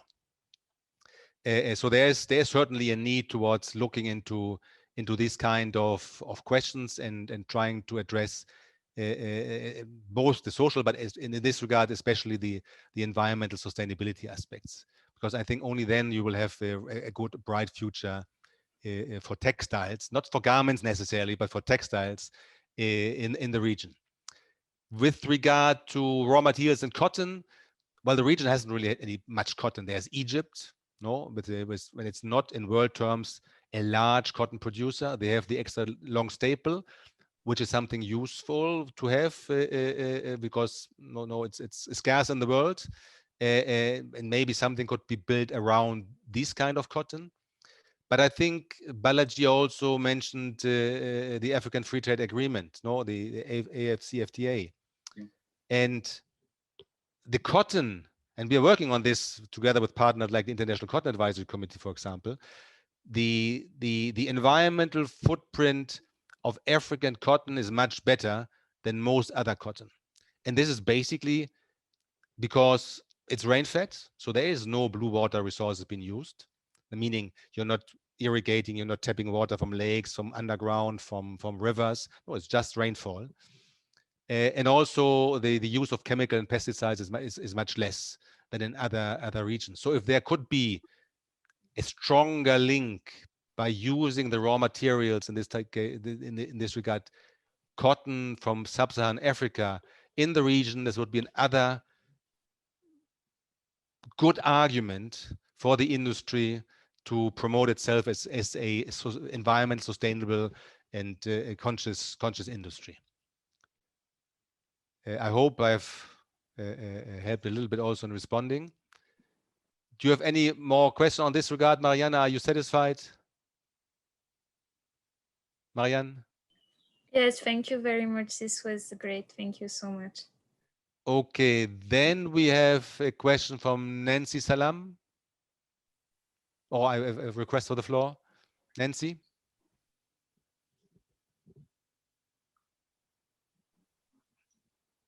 Hello, can everyone hear me? Yes, we hear you. Yes. Hi, this is Nancy from Salamtex. We are lace and warp knit fabric manufacturers. We mostly work in the lingerie sector. So for sure, what we've tried to do many times is try to, you know, promote or try to work with the garment manufacturers in especially Tunisia, because they're very, they have a high expertise in lingerie manufacturing, garment manufacturing. In order to propose to the final customer that there is a supply chain in Africa. But there is an issue that we often have, that the garment manufacturers in Africa don't propose raw materials to the customer. So you usually have to go to the customer, say in France or somewhere in Europe, and try to push us as a supplier, and then try to make this link in their heads that you could have a full supply chain in Africa. But it's often quite difficult, and they don't really see the full picture about how this could happen. And so we ourselves were trying to make these links with the garment manufacturers in front of the customer. But it's not something that's so easy to do. And I feel like there is a way that that there should be more of a unification or some sort of entity to show the brands that there is a supply chain in Africa. But like, for instance, in Asia, like they do the sourcing, they propose the garments to the customer, and they source everything themselves, which definitely gives them a lot more power. So, I mean, I'd also like to hear your thoughts on this and how we could make this improve this area. Balaji? Matthias, I would defer to you because yeah, it's a bit beyond the scope that I have researched in this report. Yeah, sorry. Okay, but I think, and Nancy, I think is a very valid point. No, the nominated factory mills usually do not come from within the region, whether it's been Africa or whether it's been Agadir countries. No, maybe only with regard to a Turkish investment in Egypt, for example. But that's it. But I think it comes back to what you said. There's no awareness. So I think there's a possibility to work together to create the awareness in a better understanding and also overcome certain perceptions that might not necessarily be right among brands and retailers. What is it? The Agadir, what is MENA? What can you find in the MENA region, at least in the 4 countries, and the benefits for it, and then also expand this to Sub-Saharan Africa. I think there's a lot of work that we can help with, but I think, and together also with the Agadir Technical Unit maybe, but there needs also to be the willingness, la volonté, in the region to work together to promote a little bit also the region as a sourcing destination overall. And also, like, I mean, I think the future is more going into offering a full garment FOB than offering CM, like in terms of profitability, for sure. So maybe also how to make these garment manufacturers take that on instead of just being a nominated supplier, like, and working CM for them as a business. I also think that this, like how to get them to that step where, like the Sri Lankans in lingerie anyway, they're proposing the trends, the ideas, the full sourcing solution. Like this is also the future of garmenting, I think, or the present actually. I fully agree. And that's a little bit what we're trying to do with a limited number of companies. No, but I mentioned how we work with company. We would like to bring them from a CMT business, at least to FOB, and maybe then even to a full package at one stage. No, but we can, under the program, only do this with a limited number of companies. But we then also would like to work with the Textile and Clothing Association, the Training Institute, to also push the rest of the companies into this direction. Okay. Yeah. All right. Yeah, there aren't that many companies in lingerie anyway, so I think just, you know, focusing on 2 or 3 would make a world of difference for sure. But lingerie and beachwear is one of the subsectors selected in Tunisia for assistance. This is good to know. Good for us. All right, thank you. Our colleague Mehdi Chaka, who will make a presentation later on the action plan, is our focal point for Tunisia in this regard. So also reach out to him. Okay, great. All right, thank you very much. I think we have now stimulated discussions. We have 3 more questions, and I think we take the time to answer this question because I think that's important. I would suggest, or 2 more now. Rashid Bahi, can I invite you?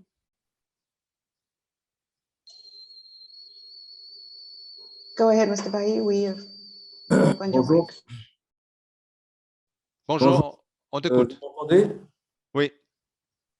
Je me présente d'abord, donc je suis Rachid Bahi, je représente le ministère de l'Industrie au Maroc. Bonjour Mathias, bonjour tout le monde. J'espère que tout le monde se porte bien. Rachid, on ne t'écoute pas très bien. Peut-être tu arranges les microphones un peu différemment. Bon, maintenant c'est bon? Maintenant c'est bon. Très bien. Donc, je voulais, Mathias, juste rappeler un point, parce que j'ai vu une question qui a été posée par le collègue de la Tunisie, relative à la question des règles d'origine. Vous vous rappelez, Mathias, la dernière fois, quand on avait tenu notre rencontre au Casablanca. Rachid, pardon. Encore, on a un problème avec le microphone, je crois. C'est bon? C'est bon? Oui, comme ça, c'est bon, mais après, c'était... Après, il y a... donc, je vais essayer d'être très, très bref. C'est juste par rapport à la question des règles d'origine, Mathias. Tu te rappelles la dernière fois à Casablanca, en présence de tous les pays, on avait évoqué la question des règles d'origine. Donc, l'idée, c'était de mettre en place une stratégie commune entre les pays, notamment le Maroc, la Tunisie, l'Égypte et la Jordanie, pour plutôt le Maroc, l'Égypte, la Tunisie, pour voir les possibilités de négociation et de discussion avec l'Union européenne sur la question des règles d'origine. Je pense que le Maroc et la Tunisie sont sur une même position par rapport à cette question-là, mais il faut qu'on refait face cette question pour pouvoir avoir des résultats avec l'Union européenne dans ce sens. C'était ma question. Je ne sais pas, est-ce qu'on a avancé par rapport à ça ou pas? Est-ce qu'il y a des choses qu'on peut mettre en place ou pas? Est-ce qu'il y a un plan d'action à mettre en place aussi? C'était juste ma question, Mathias. Merci. Bon, merci Rachid pour ça. Je vais carrer cette question un petit peu plus tard. C'était aussi une question de quelqu'un d'autre et aussi adressée un peu au Agadir Technical Unit, non? Comment eux peuvent aussi faire partie de la discussion pour qu'on a toute la région ensemble. Pas nécessairement seulement le Maroc et la Tunisie. Certes, pour vous, les marchés européens, c'est le plus important. Mais pour avoir plus de force, j'imagine aussi ce sera utile d'avoir aussi la Jordanie, l'Égypte. Et je vois M. Youssef qui a mis son caméra peut-être. Bon, on vous donne maintenant la parole, M. Youssef, pour adresser cette question des règles d'origine. Thank you very much, Mathias. Thanks, Mr. Rashid and Mr. Harbawi for raising this these questions around the rules of origin. Actually, I would really like, and also it was raised as regard to the relaxed rules for Jordan. These are, the ATU is invited in the negotiation between the EU and the countries within the Mediterranean region as mainly as, I would say, participating actors that we do not have the ability to enter into discussion or this kind of interventions. But what we always try to do, at least with these 4 countries, is to have some preparatory negotiations and discussion to have a unified position as regard to rules of origin, and especially when it was about negotiations of the new rule of origin. So I really would like to say that we have very limited impact as ATU on this subject, and these are mainly country decisions. We do try to have a unified position, but the final word is with the countries on an individual position and position. However, of course, when applying the rules of origin, we still have this accumulation of origin, which is the main advantage that the countries can build on later for exporting to the EU. Thanks.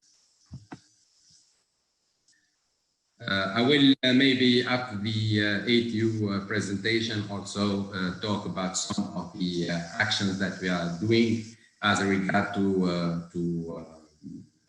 trade, inter-trade, and lifting and reducing, I would say, the non-tariff barriers, and maybe have some. I would like to introduce also one of the services that the ATU is offering, which is the NTB portal that we have, notification portal, which is here to help all the business people when trading within these countries, and if they have facing difficulties in trading in intra-trade. The ATU has this portal for notification, and we often find solution because we have a strong network with especially all the custom agencies. Thanks.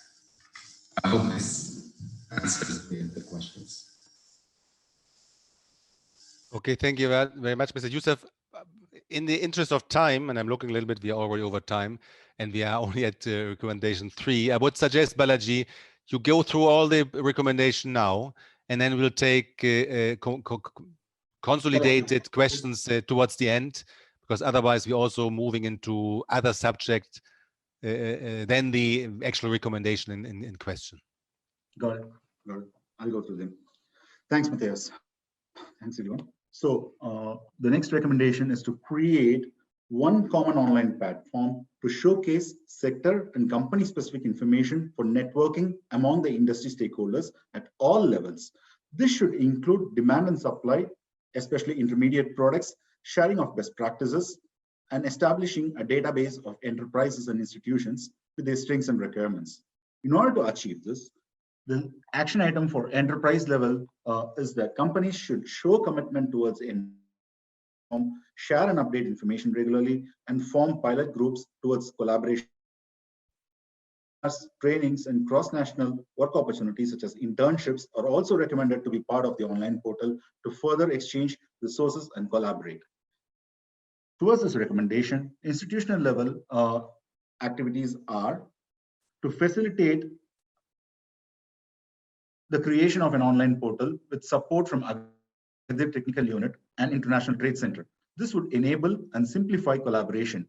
Institutions such as academia, vocational training, and technical institutes could share experiences and best practices to promote growth in new areas such as technical textiles and personal protective equipment. These institutions could also propose cross-national R&D projects and internships on the portal. Ministries of Industry and Trade could facilitate the work and provide endorsement by allowing to use the respective logos. Why we say this is it's important that it adds to the credibility of the information exchange. And this is expected to create strong ties and trade relationships and help Agadir unite as a one front for intra and extra-regional trade. Moving on to the next recommendation. It's important to organize trade seminars, technical conferences, and business meetings between enterprises, institutions, and ministries of the Agadir countries to facilitate collaboration and identify potential investment areas in each member country that could benefit the region. At the enterprise level, it is important to organize trade seminars, technical conferences, and business meetings to highlight the supply and demand of T&C products in each country. Discussions could also focus on trade opportunities in destination markets, design and quality requirements, know-how and experiences in increasing the skill set and qualifications of the T&C workforce. This could be the launch pad for identifying this and substantiating investment opportunities and potential benefits for investors and the industry.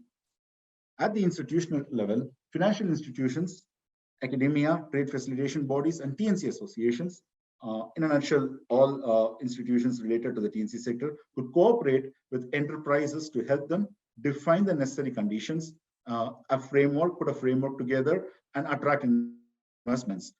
This could be supported by the government to collaborate in the discussions between the relevant T&C institutions and financial partners. Governments can then take up related recommendations resulting from the consultations. This could be the initiation for identifying and substantiating the investment opportunities and potential benefits for the investors and the industry to attract both domestic and foreign investments.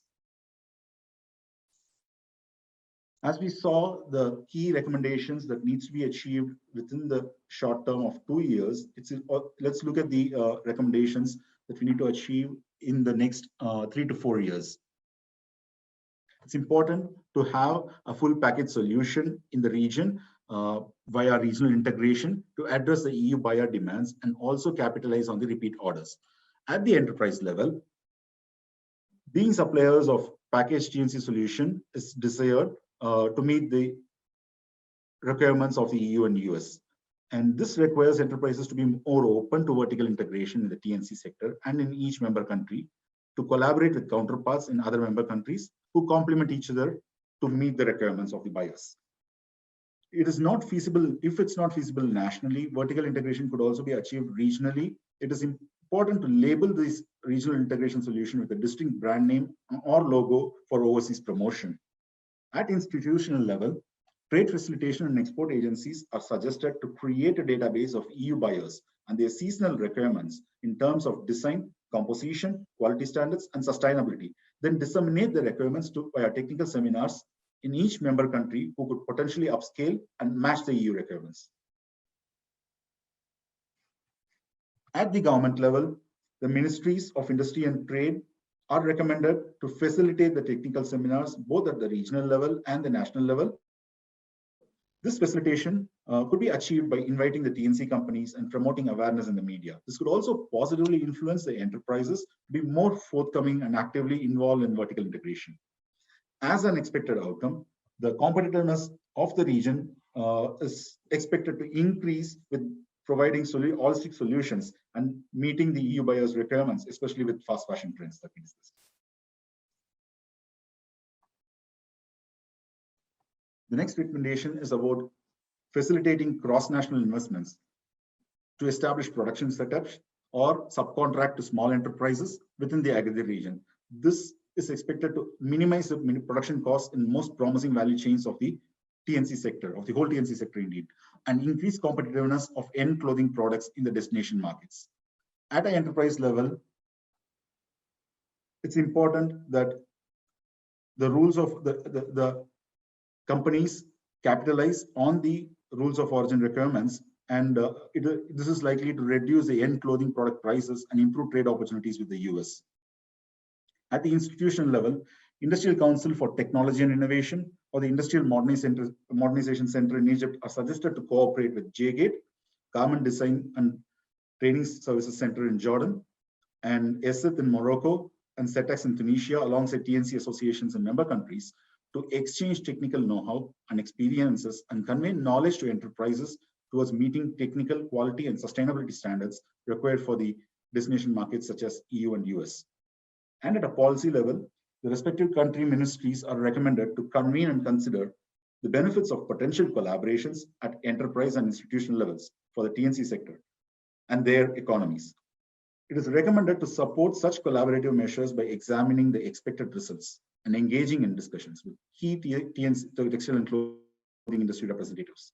This is expected to further scale up potential collaborations and necessary government support to enhance trade and income for the sector and the economy.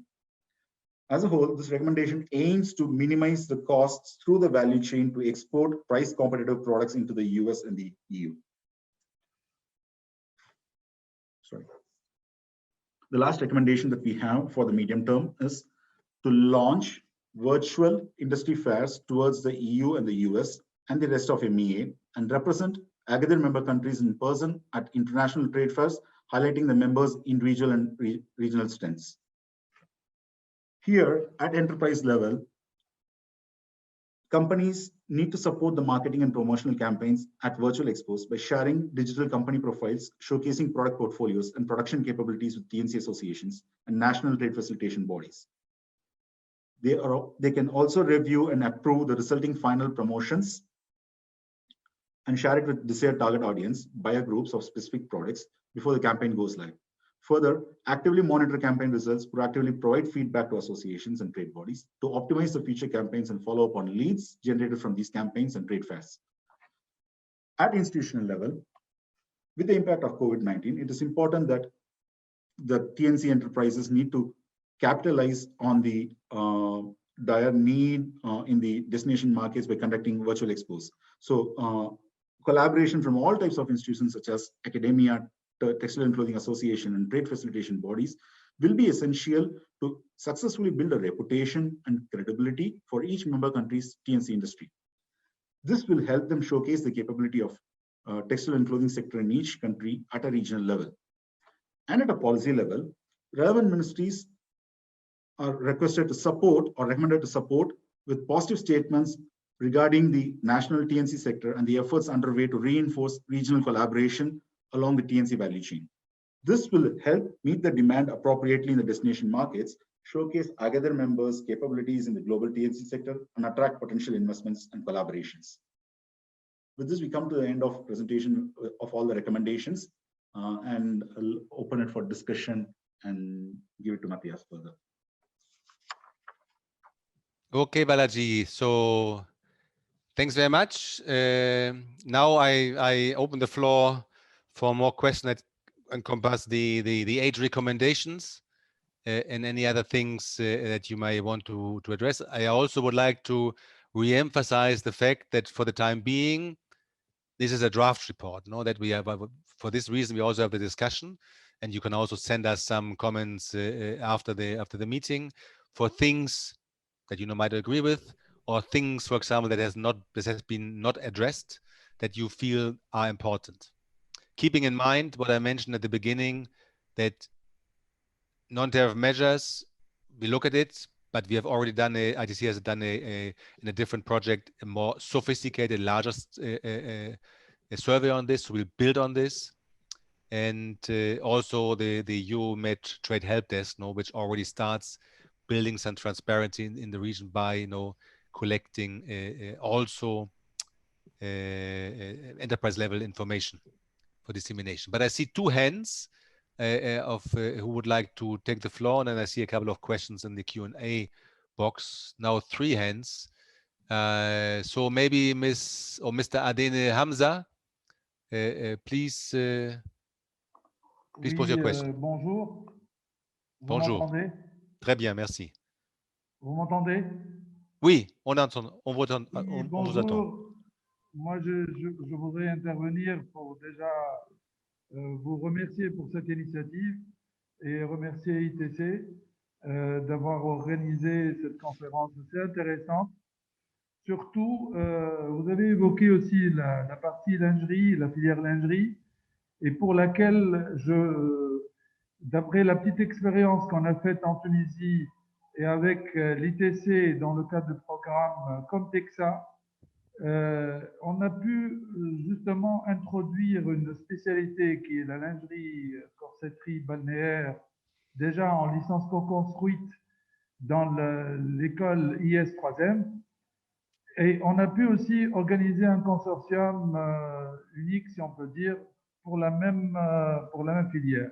Ceci dit, qu'aujourd'hui, on a tous les potentiels pour consolider dans toute la région, je ne parle pas de la Tunisie, maintenant il faut s'agrandir, et dire que si on fait rapprocher et consolider et essayer de créer cette complémentarité entre les potentiels qui peuvent exister dans la région, ceci pourrait faire devenir la région en elle-même, MENA, un vrai pôle euro-méditerranéen très rayonnant sur le mondial par rapport à la filière lingerie. Car la filière lingerie et balnéaire, aujourd'hui, il y a des potentiels réels, mais malheureusement, pour toute la région, il y a une certaine disparité et surtout en matière de sourcing. Je parle bien en matière de sourcing, matières premières et principalement aussi des accessoires. Donc, c'est l'occasion ou jamais, justement, et je rejoins M. Mathias dans son intervention, c'est qu'aujourd'hui, tout est possible, mais il faut réactiver les accords à Agadir, il faut qu'on travaille ensemble sur la base de données, et je suis tout à fait d'accord même sur les recommandations que vous venez de citer. Et justement, c'est un début, et je pense que la réussite, c'est que tout le marché de cette filière sera maîtrisé par la région pour justement créer moi je l'appelle un hub entre la région, entre l'Europe et bien entendu l'Afrique, car il y a aussi des potentiels très importants par rapport à l'Afrique et dans lesquels tous les acteurs de la région MENA pourraient être vraiment des acteurs réels sur l'Afrique. Voilà, c'est une petite philosophie, mais je pense qu'il y a beaucoup d'espoir pour qu'on réussisse ensemble ce challenge que je trouve très intéressant et possible à réaliser. Merci. Mais merci beaucoup, Monsieur Hamza. Je suis tout à fait d'accord avec ça. Et peut-être Balaji peut aussi élaborer un peu plus, non? Parce que l'étude mentionne la liaison un peu avec Afrique subsaharienne, hein, parce que 3 pays font partie de l'Afrique, en tout cas. Mais peut-être cette idée que la région Agadir soit le hub entre les grands marchés européens et l'Afrique en sa totalité, aussi avec les bases pour le moment, les bases de coton. Ce sera quelque chose souhaitable. Je ne sais pas si est réalisable au court terme, au moyen terme, mais plutôt peut-être au long terme, 3 à 4 ans. Balaji, do you want to add anything? Matthias, it's the same thing that we suggested, that it's important to create a list of raw materials and intermediate products that can be procured from the sub-Saharan Africa to leverage the proximity and the cost competitiveness that we can achieve when we do that. And based on the African Free Trade Agreement, we can leverage on the preferential tariffs also that we have, and that would help be more competitive in the destination markets of EU and US. And that's something which is aligned with the suggestion. Yeah. Good. I hope, Ms. Hamza, you are satisfied. Vous êtes satisfait avec la réponse?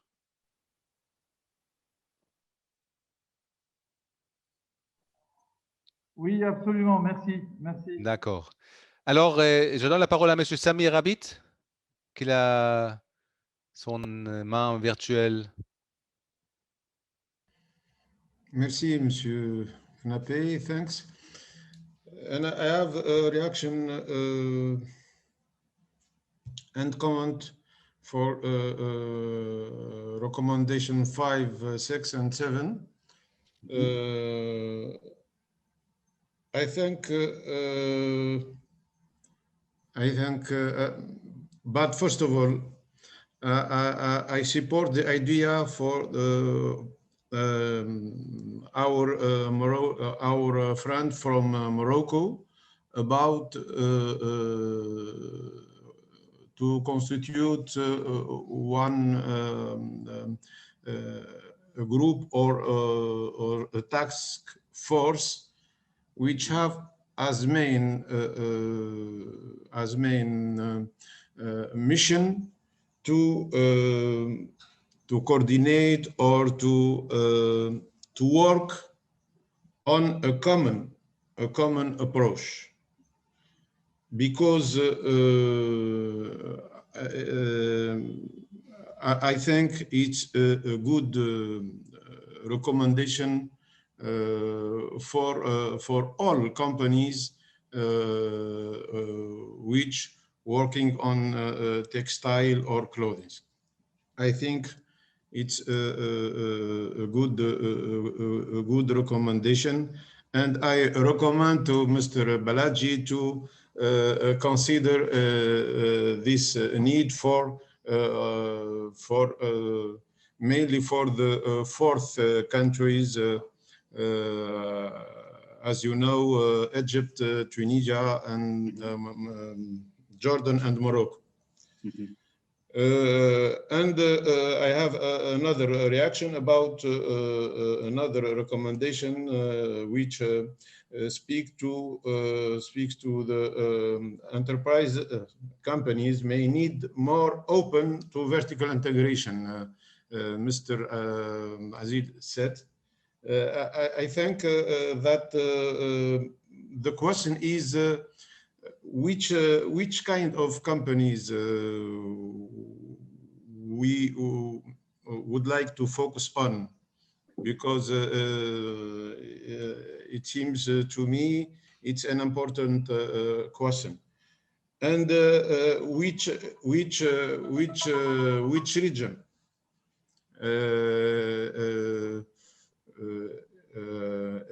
Donc, est-ce que c'est the North Africa, the West Africa, or the Middle East?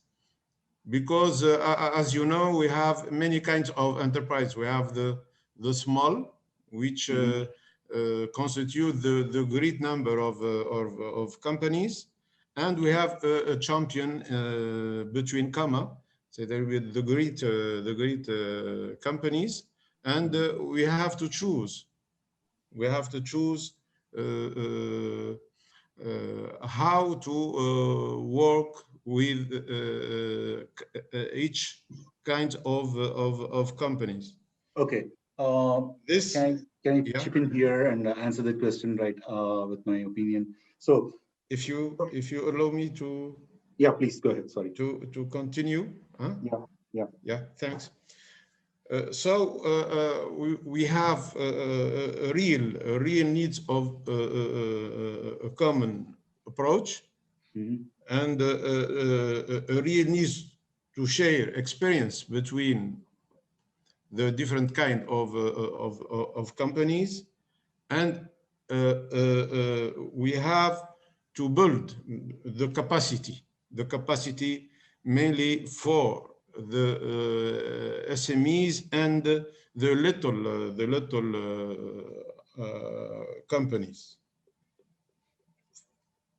If not, we will be in front of perfect companies which have a position in the market, and these companies, the great and the companies which take the opportunity to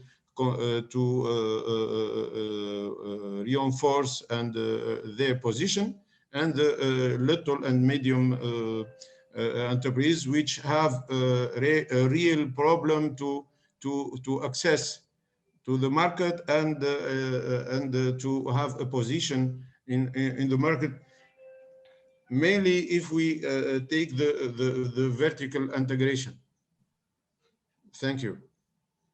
Okay. Merci.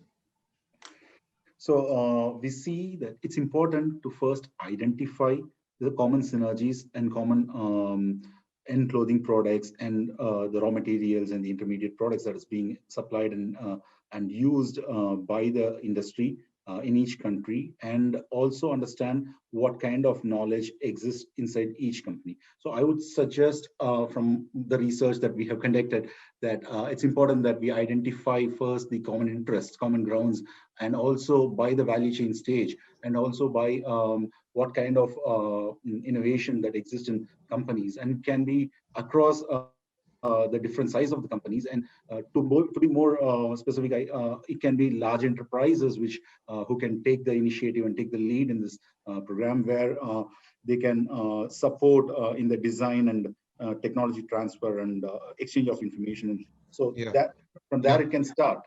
Yeah, so that's the I agree with you. starting point. Yeah, that's the starting point, and maybe moving forward, this can expand and across regions. So across the region, basically, with the other member countries. So that's my suggestion here, to go by the value chain stage, integrated, bottom up, and then across the region. Yeah. Yeah, I agree with you. Thank you. Thank you. Okay, thanks very much, Mr. Abid. Maybe also just from the program's perspective, what we're right now doing in most of the countries, our mandate is working more with the smaller and medium-sized enterprises. Doesn't mean very small companies, but at least a factory that has 100 machines or so and onwards. And that's our mandate, is to support them, to bring them up from a CMT business towards a factory that takes over additional functions and will be successful in exports.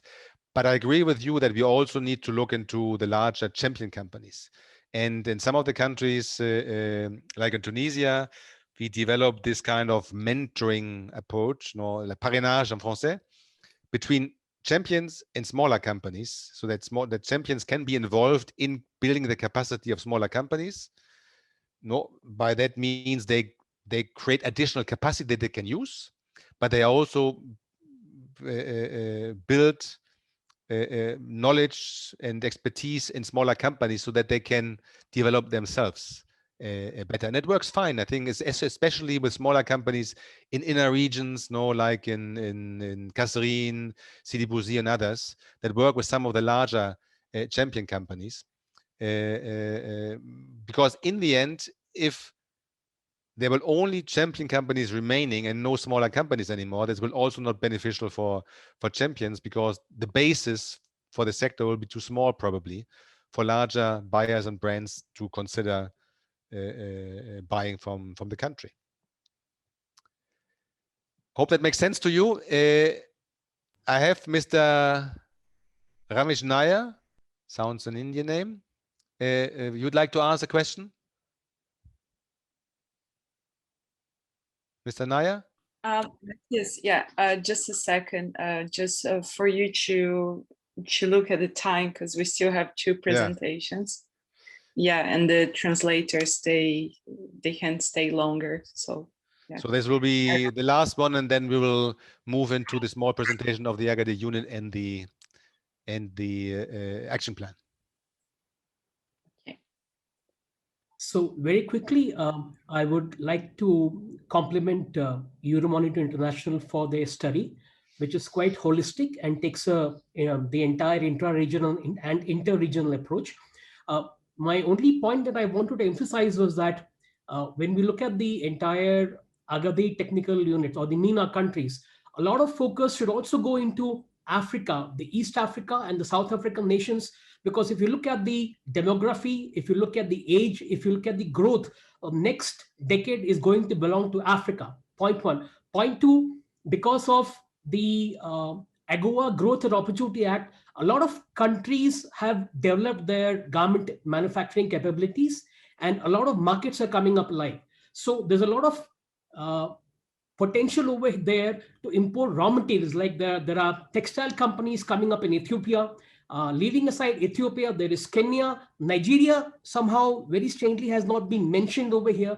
And of course, there's South Africa. So the point I'm trying to make is possibilities to import raw material from all these countries, and B, these serve as big potential markets. They might not be niche, high value markets, but they are high volume markets. That is all. That's a good point, actually. Yeah, I would second that. Nigeria is also one of the key textile hub, and there's a lot of Chinese investments that we have seen during the research, and also a lot of travel. A lot of trade happening in that region. And it's important, it's important that Africa is going to raise its imports. Raise its global trade in the next decade, based the African Free Trade Agreement, and that's a very valid point. Yeah, thank you. Okay, we'll take this also on board in the finalization of the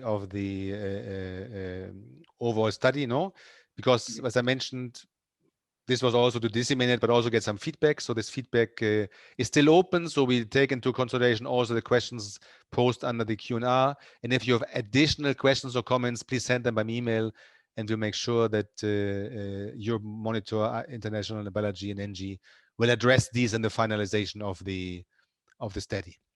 Okay, then now move to the next agenda item, because we are far behind schedule, but nevertheless, it shows that there's interest among the audience about the subject and the study.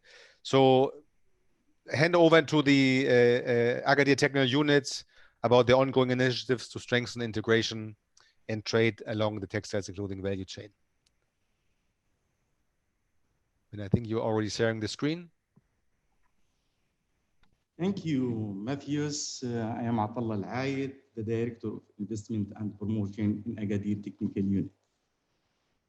Our presentation today in 4 parts: an introduction about Agadir Agreement and ATU sectoral studies, and then we'll present the Agadir Business Council and the new strategy for the council.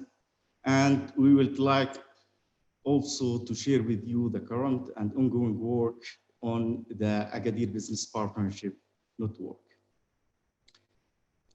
Agadir Agreement was signed in 2004 by Jordan, Tunisia, Egypt, and Morocco. The ratification and entry into force was in 2006, and the implementation was started in 2007. And currently we have Palestine and Lebanon are in accession process to join the agreement. The objective of the agreement is to establish a free trade area and developing economic activity, supporting employment, increasing productivity, and improving living standards within the member countries.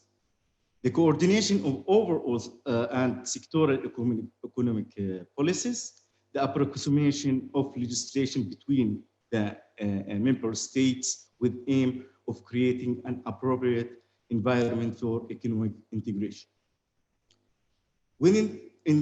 Under the provision of the agreement, industrial, agriculture, and processed agriculture goods are fully exempted from customs duties. The agreement offers a cumulation of origin concept that allows any of Agadir member state businesses to use production components or inputs from other members when manufacturing the final product.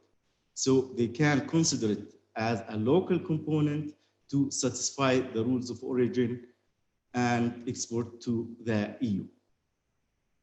Agadir Technical Unit was established in 2007, headquartered in Amman, in Jordan, funded by the member state and the EU.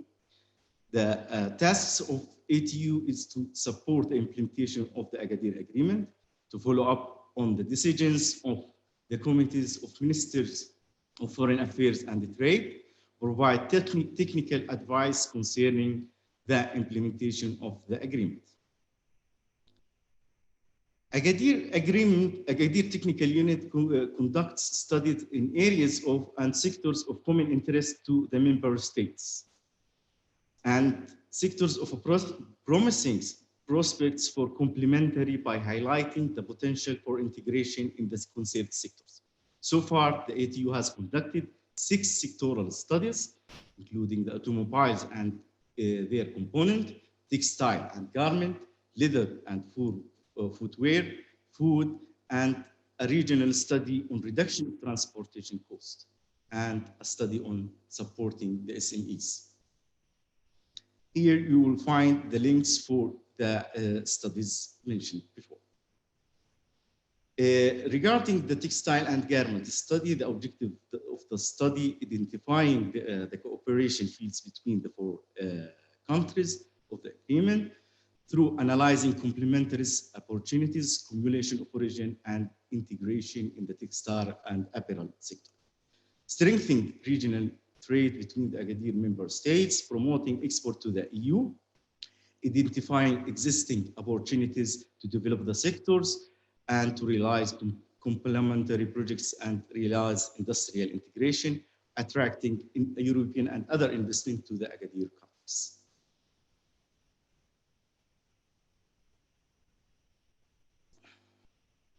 The sectoral studies highlighted the importance to have a business council to consolidate and improve the work. So the Agadir Business Council was established in 2016 to be the umbrella through which the private sector can contribute in achieving the Agadir Agreement objectives and to benefit from privileges and advantages provided by the agreement, and to create and link businesses to achieve more trade and investment partnership in the region.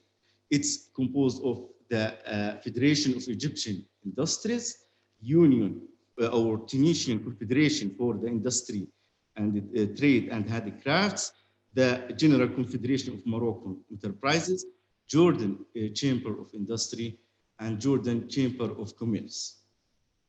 The objective of the Business Council is to increase awareness about the Agadir Agreement and its advantages, to maximize the benefit from the Agadir Agreement through enhancing partnership, cross-investment, and trade exchange among businesses in the member states, and to enforce cooperation available between the small and medium enterprises, and to support, encourage small and medium enterprises to utilize the cumulation of original principle that agreement offer, and to improve the export performance among member states and toward the European Union. And finally, to contribute in developing a database in Agadir Agadir Technical Unit by updating the available data and adding new information related to several or other economic sectors. Recently, the Council developed a strategy and was launched back in March. This strategy is for 3 years. The main pillar of this strategy is to develop the Council, its structure, institutional relations, and means of communication, enhance the role of the Council in drafting policies, providing advice, presenting a proposal and recommendation for government agencies concerned with the agreement implementation in the member state, developing the intra-trade, promoting partnership, joint investment, and industrial integration among the member state. The strategy includes intervention and activities to build effective partnership and realize the industrial integration, to raise the level of trade exchange between the member state and the export toward the European Union.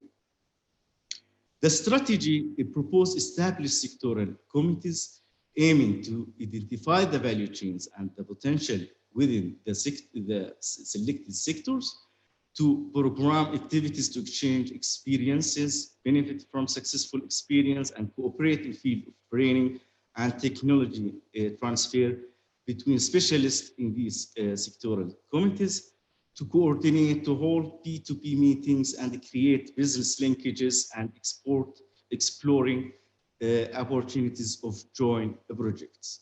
Recently, on the last meeting of the Business Council, they have recommended to establish 2 sectoral committees, a committee on textile and clothing, and the other committee on automobiles and its part, and it's expected to start the committee work soon. I would like to share with you the current work on the Agadir Business Partnership Network, which is an electronic platform for the business people in the member state. The objective of this network is to provide or offer for the business community an electronic instrument to make them able to find and establish partnerships in the member states. Within, or they can benefit from this partnership, they can create networks, in addition, interact with each other, and to present and showcase products, and it would be available also to update information as needed. So it would be a dynamic and interactive platform. This platform will help to define the Agadir value chains and the industrial integration opportunities.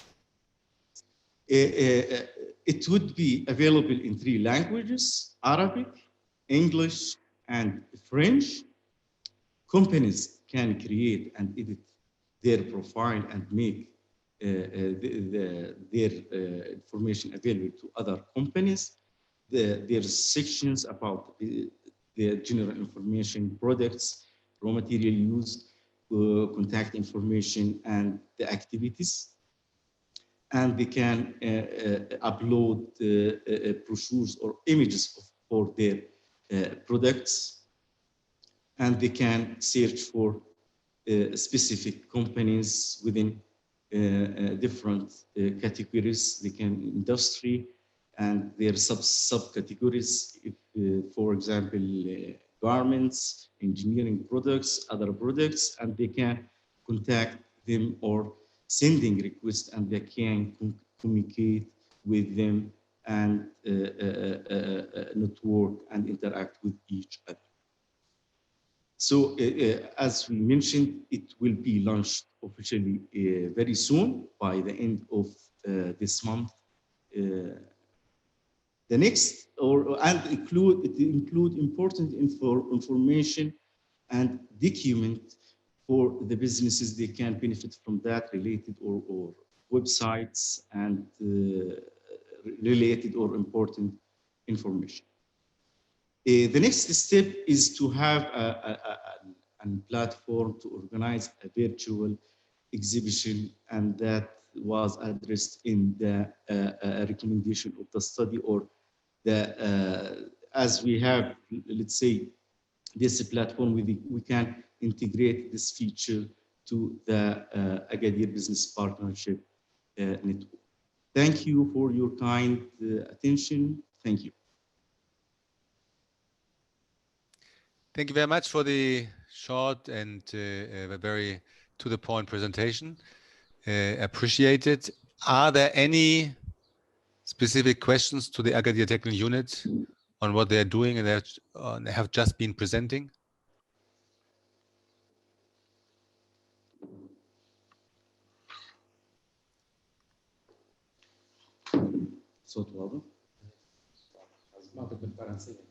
I think there's one a hand raised by Slim Yamoussi from Tunisia. Oui, bonjour. Bonjour, on t'écoute. Bonjour, vous m'entendez? Très bien. Donc, la question concerne l'extension de l'accord d'Agadir sur d'autres pays. Est-ce qu'il y a eu des avancements à ce niveau? Et puis, d'une manière générale, je pense qu'étendre l'accord d'Agadir à beaucoup plus de pays permettrait de dynamiser un peu cet accord-là. et d'introduire de nouvelles possibilités. Qu'est-ce que vous en pensez?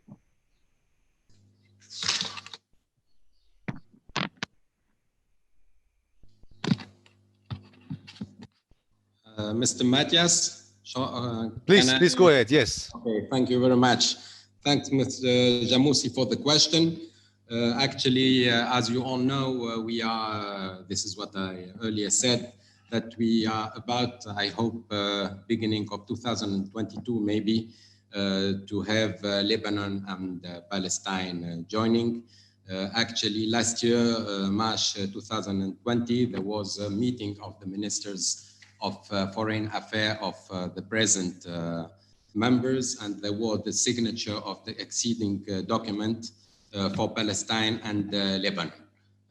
Now, most of the process is a process that is being undertaken in these two countries before the full acceding to the agreement.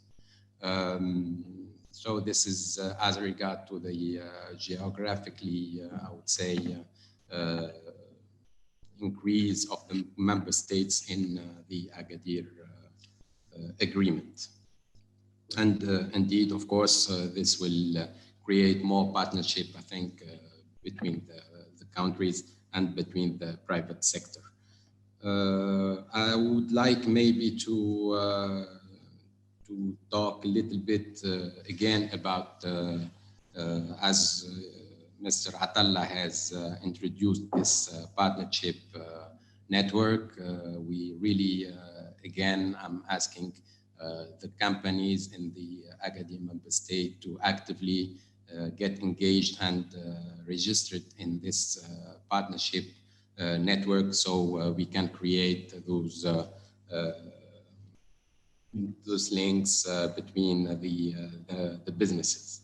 I also, again, would like to emphasize that we at the ATU can provide some help for all businesses that are trading, particularly under the rule of origin, and for any constraint that they would have to face or are facing in intra-trade through our network on the portal, which is on the website of the Agadir agreement. And again, we ensure everybody and the ITC that we will be continuing our common work within the GTEX MENATEX project, which is, I think, expected to be for more 18 more months. So we will be still working together, and I hope that some of the recommendations that you have raised through this study will be tackled together, as even in today's discussion, raised the idea of creating a task force around this TC sector. Mr. Atallah has introduced that we have started with the Agadir Business Council, some of, I would say, a committee working on this, a sectorial committee. So we might think about merging these ideas, not to create duplication and to be more effective. Thanks. Thanks very much, Mr. Yusuf. And I think you made a brilliant link to the next presentation, which is what is ITC taking out of these recommendations coming from the study, what we could possibly implement within the remaining time frame of our GTEX MENATEX program, which is, yes, 18 months, and the resources we still have available.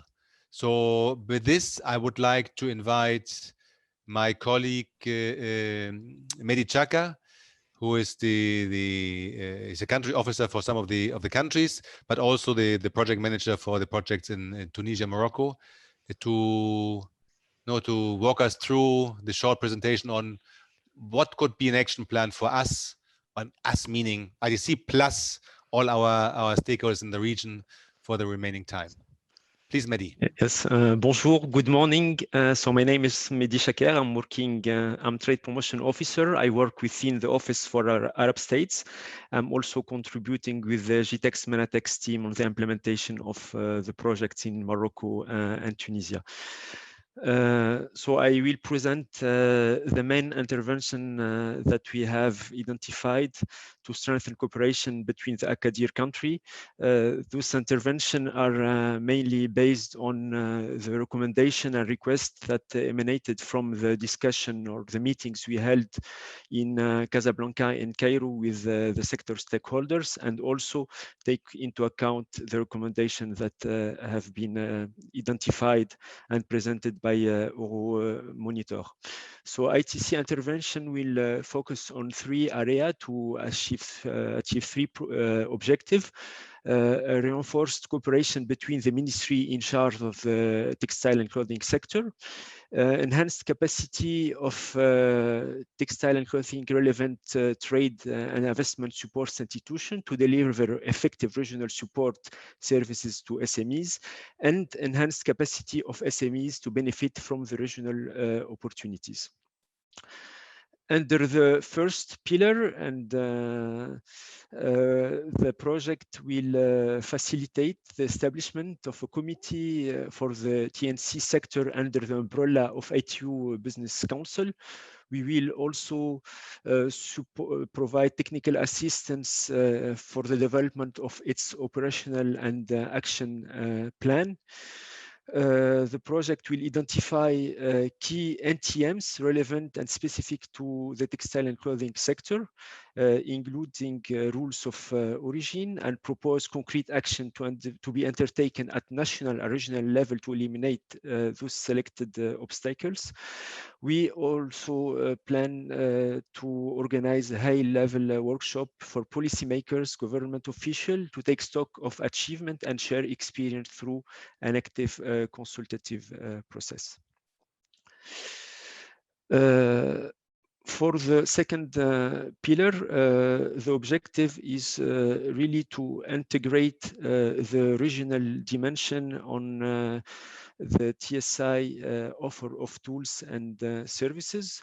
So we will support trade support institution from the 4 countries in identifying common area of interest, for example, gender development, academic and training content, and promote collaboration among them.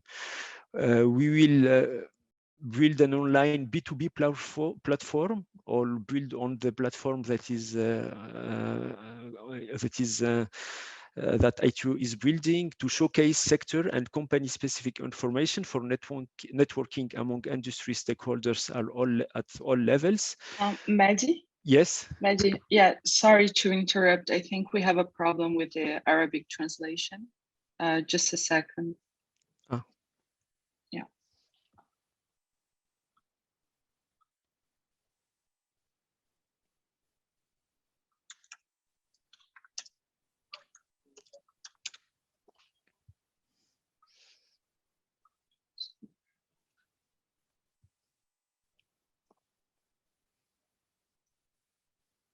I think they are back. Okay. You can, yeah, I think you can continue. Yes, also organize regional trade seminars, technical conferences, or business meetings, for example, to identify potential investment area, and facilitate joint promotional activity that could promote the sector of the region. At the enterprise level, we will continue organizing webinar training session and meeting to raise awarenesses on the benefit on the intra-regional trade and the benefit of the Agadir agreement. We will also gather and collect relevant information from SMEs to feed into the regional platform. while building also on existing database of partner association. Together with our partner association, we will train and coach the beneficiary SNMEs to enable them use the platform. And we will facilitate the delivery of joint promotional activity, example, joint participation on a major trade fair like Maged, Première Vision, Destination Africa, and other events to be defined. And finally, we will promote and facilitate the participation on trade fair that takes place on the 4-member country, like Moroccan Mode in Morocco next November, or Destination Africa in Egypt. So this is the list of intervention of activity we are planning to implement in the framework of GTEX MENATEX project. I think that we have heard today a lot of good ideas, so we are open to adjust and to adapt and to respond effectively to your needs. So thank you very much, and I'm open if you have a question. Thanks very much, Mehdi. I think it was short and clear of what we suggest that we could do. Are there any reactions from the audience on what Mehdi has been presenting, or any other things that you might like to highlight? Is there? I can't see right now. I can't see the list of participants. So maybe if you see it, we have a question from Slim Jam. You can have the floor. Yeah. Oui. J'ai une question par rapport à l'extension de l'accord d'Agadir. Donc, il y a 2 pays sur lesquels nous travaillons maintenant, le Liban et la Palestine. Mais au niveau du plan d'action qui sera proposé pour l'avenir, est-ce que les autres pays qui seront approchés pour l'extension de l'accord sont identifiés au niveau du travail qui a été effectué? La deuxième question, est-ce que vous vous êtes intéressé un peu, si vous voulez, aux accords bilatéraux qui existent déjà entre les différents pays de la zone et les accords multilatéraux, dans le sens où est-ce que les pays préfèrent travailler en bilatéral ou en multilatéral? Est-ce que cela a une incidence sur, si vous voulez, sur l'exploitation de l'accord d'Agadir pour des activités commerciales et industrielles? Est-ce que, autrement dit, les pays préfèrent agir en bilatéral, ou bien c'est pour ça que peut-être l'accord d'Agadir n'a pas eu les effets escomptés? Il y a aussi la question du rapprochement réglementaire et de la reconnaissance mutuelle au niveau des rapports de conformité, des certificats de conformité, qui peut-être nécessitent aussi un plan d'action important, et cette reconnaissance mutuelle est de nature à faciliter énormément probablement les échanges commerciaux entre les pays. Merci. Merci beaucoup, Slim. Je crois que c'était plutôt une question pour les Agadir Technical Units. Monsieur Youssef, vous voulez répondre?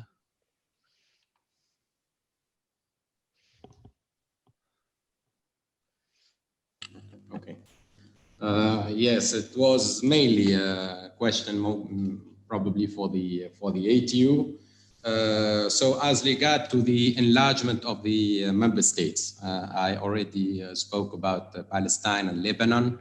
Actually, within the provisions of the agreement, the eligible countries to be able to join the Agadir Agreement, which is, as you all know, maybe part of the Barcelona process, are the Arab countries that are already within the GAFTA and who have an agreement, a trade agreement with the EU. So this makes that the next, or at least the only, for the present time, the only other country that can potentially join the Agadir Agreement is Algeria. These are but we do hope that in the near future there will be really better insights for Libya, and we hope that one of those days joins an agreement with EU and be eligible for joining the Agadir Agreement.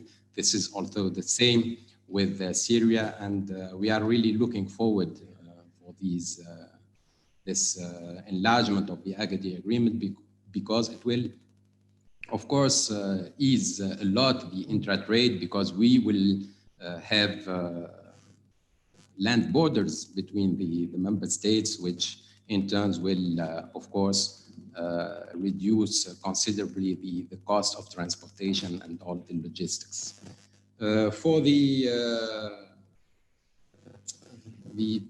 work that is being done, at least at the level of the ATU, as regard to non-tariff barriers, we, and this is what Mr. Jamousi has raised as an issue, we are about to go for the authorized economic operator mutual recognition between the 4 countries. And we are also working on the mutual recognition of conformity certificates for the first set of 30 products, among which some are within the textile and clothing sector. And of course, we do understand that this is an urgent issue, and we are doing our best to find an agreement between the member states. We expect that at least these 2 very important memorandums will enter into force in 2020, and of course we will keep you updated. As regard to what the business people prefer when they are going to intra-trade, do they use bilateral or multilateral? Because you know, all these 4 countries are linked by bilateral agreement. They are all members of the GAFTA, and they are members of the Agadir Agreement. The Agadir Agreement has some specificities, which are the accumulation of origin as regard to export and also to import of intermediate products from the European countries. So we have some initial studies that are showing that about 30% of the intra-trade is made under the Agadir Agreement. And again, I would make sure that and get people informed that, again, I would like to emphasize that we have, I would say it, a post-selling product, which is that we can help whenever the companies are facing any problem when trading and intra-trading under the Agadir Agreement through our portal. Thanks. Thank you very much. Mehdi, do you want to add anything, or is it fine? It's fine, I think. Okay. We still have maximum 10 minutes, because then our interpreters will need to leave. We can still do it, but in English only. And we have 3 questions. So please post your question quickly so that we can answer quickly and respect the time. Mr. Abid, Sami Abid. Many thanks, Mr. Matas. Just to welcome Mr. Youssef Trifa and Mehdi. Donc, I have not the opportunity to welcome, to say welcome for 2 old friends. And quickly, just to underline the emphasis another time about the needs of the task force. The establishment of task force, which have a main work to coordinate and to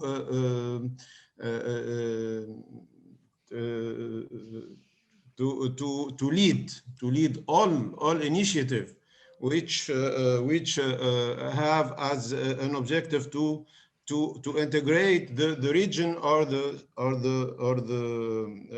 sub-region in textile and clothing. So there are many issues which linked, and we need to work on these issues in order to satisfy, first of all, our objective as a member of Agadir agreement, and to show for the order that we can do better than actually done in our countries. Thank you, Mr. Matthijs. Thank you very much. I would suggest we take the other two comments, questions, and then we'll can answer them all together, if you agree. So Nadia Raouti from Morocco, please.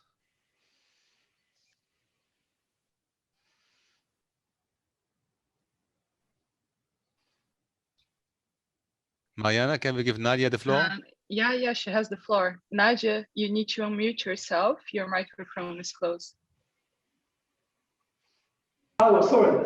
It's okay now? Yes. Yes, yeah, well, we can hear you. Thank you. I would like to say that on behalf of the MDE, which is Investment and Export Moroccan Development Agency, which is under the supervision of Ministry of Trade, Industry, and Green and Digital Economy, I would like to thank ITC for this rich program. And also I would like to thank the government of Sweden and Switzerland for financing this program.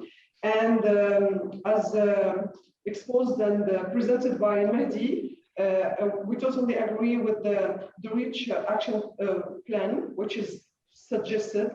And it's a good thing to make the focus on the webinars in order to exchange our extensive experiences and also to share our database and also the best practices in all the countries. I like also the action plan related to the world online B2B platforms because the future is digital and we need to make the digital in the service of promotion of our products and services all together as a region. And related to the different exhibitions were listed as like as PV and Destination Africa and Magic Show. We participate actually, but in separate pavilion. So we'd like that in the future we will have our separate pavilion, but we would like also to have a presence as a region. As Agadir region, and we'll be all together to give integrated offer. It's a wish, and I would like that with this program we can achieve it. Thank you. Merci Nadia. Mr. Sabah Ben Kilani, can we give you the floor?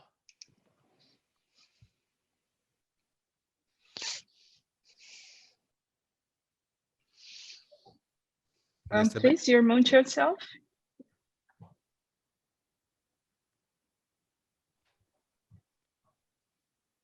Hello, you can speak.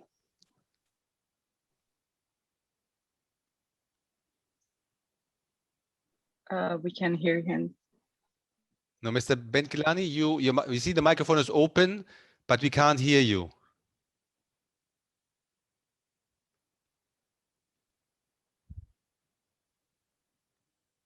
Yeah. Well, okay. Maybe Mr. Youssef and Mehdi, any reaction to what you heard? Youssef. Thanks. Actually, we of course completely agree with what has been said, and particularly with Madame Nadia, as regard to that the future will be built around the digital world and digital solutions, and this is why we have presented that network, partnership network with the database of, we see it and we hope that it will be the reference database for businesses in the Agadir region. And for this, we are, as it was presented, we will be, this database will be coupled very soon with a virtual trade, virtual fair module. So we can, of course, be solicited for organizing virtual fairs throughout this platform on various sectors. We have already on the pipe a first virtual fair that will be organized around the medicines and pharmaceutical and parapharmaceutical products. But we can totally organize something around the textile. But in any case, and this is really a call for all the businessmen association unions, all businessmen that you have, and we have the pleasure to have around with us today to promote this partnership platform and database, because as much people there are in, as much it will be interactive and really create bonds and partnerships and regional and industrial integration. Thanks. Thank you. Mehdi, any last? No, as a conclusion, I think it will be wonderful to have an Agadir pavilion in a major trade fair in as an achievement of the project, because yes, we believe that there is an integrated offer, and the country can, of course, showcase what they produce and what they offer together. So, and the last word, just to say thank you to all the participants. Okay, thanks, Mehdi. Thanks, Mr. Youssef. That brings us to the end. I thank all the participants for staying on a little over time, but I think the discussion was very rich, also the presentation, so it was worth staying on. Would like to thank our development partners, the Swiss and the Swedish, to supporting us in this endeavors, of course. I would like to thank the Agadir Technical Unit, with whom we are now starting to collaborate very closely. And you saw this in the questions, comments, and also in the responses. My colleagues, that you see, like Mehdi, but also that you don't see behind, like Mariana, Jaina, Iman, and others.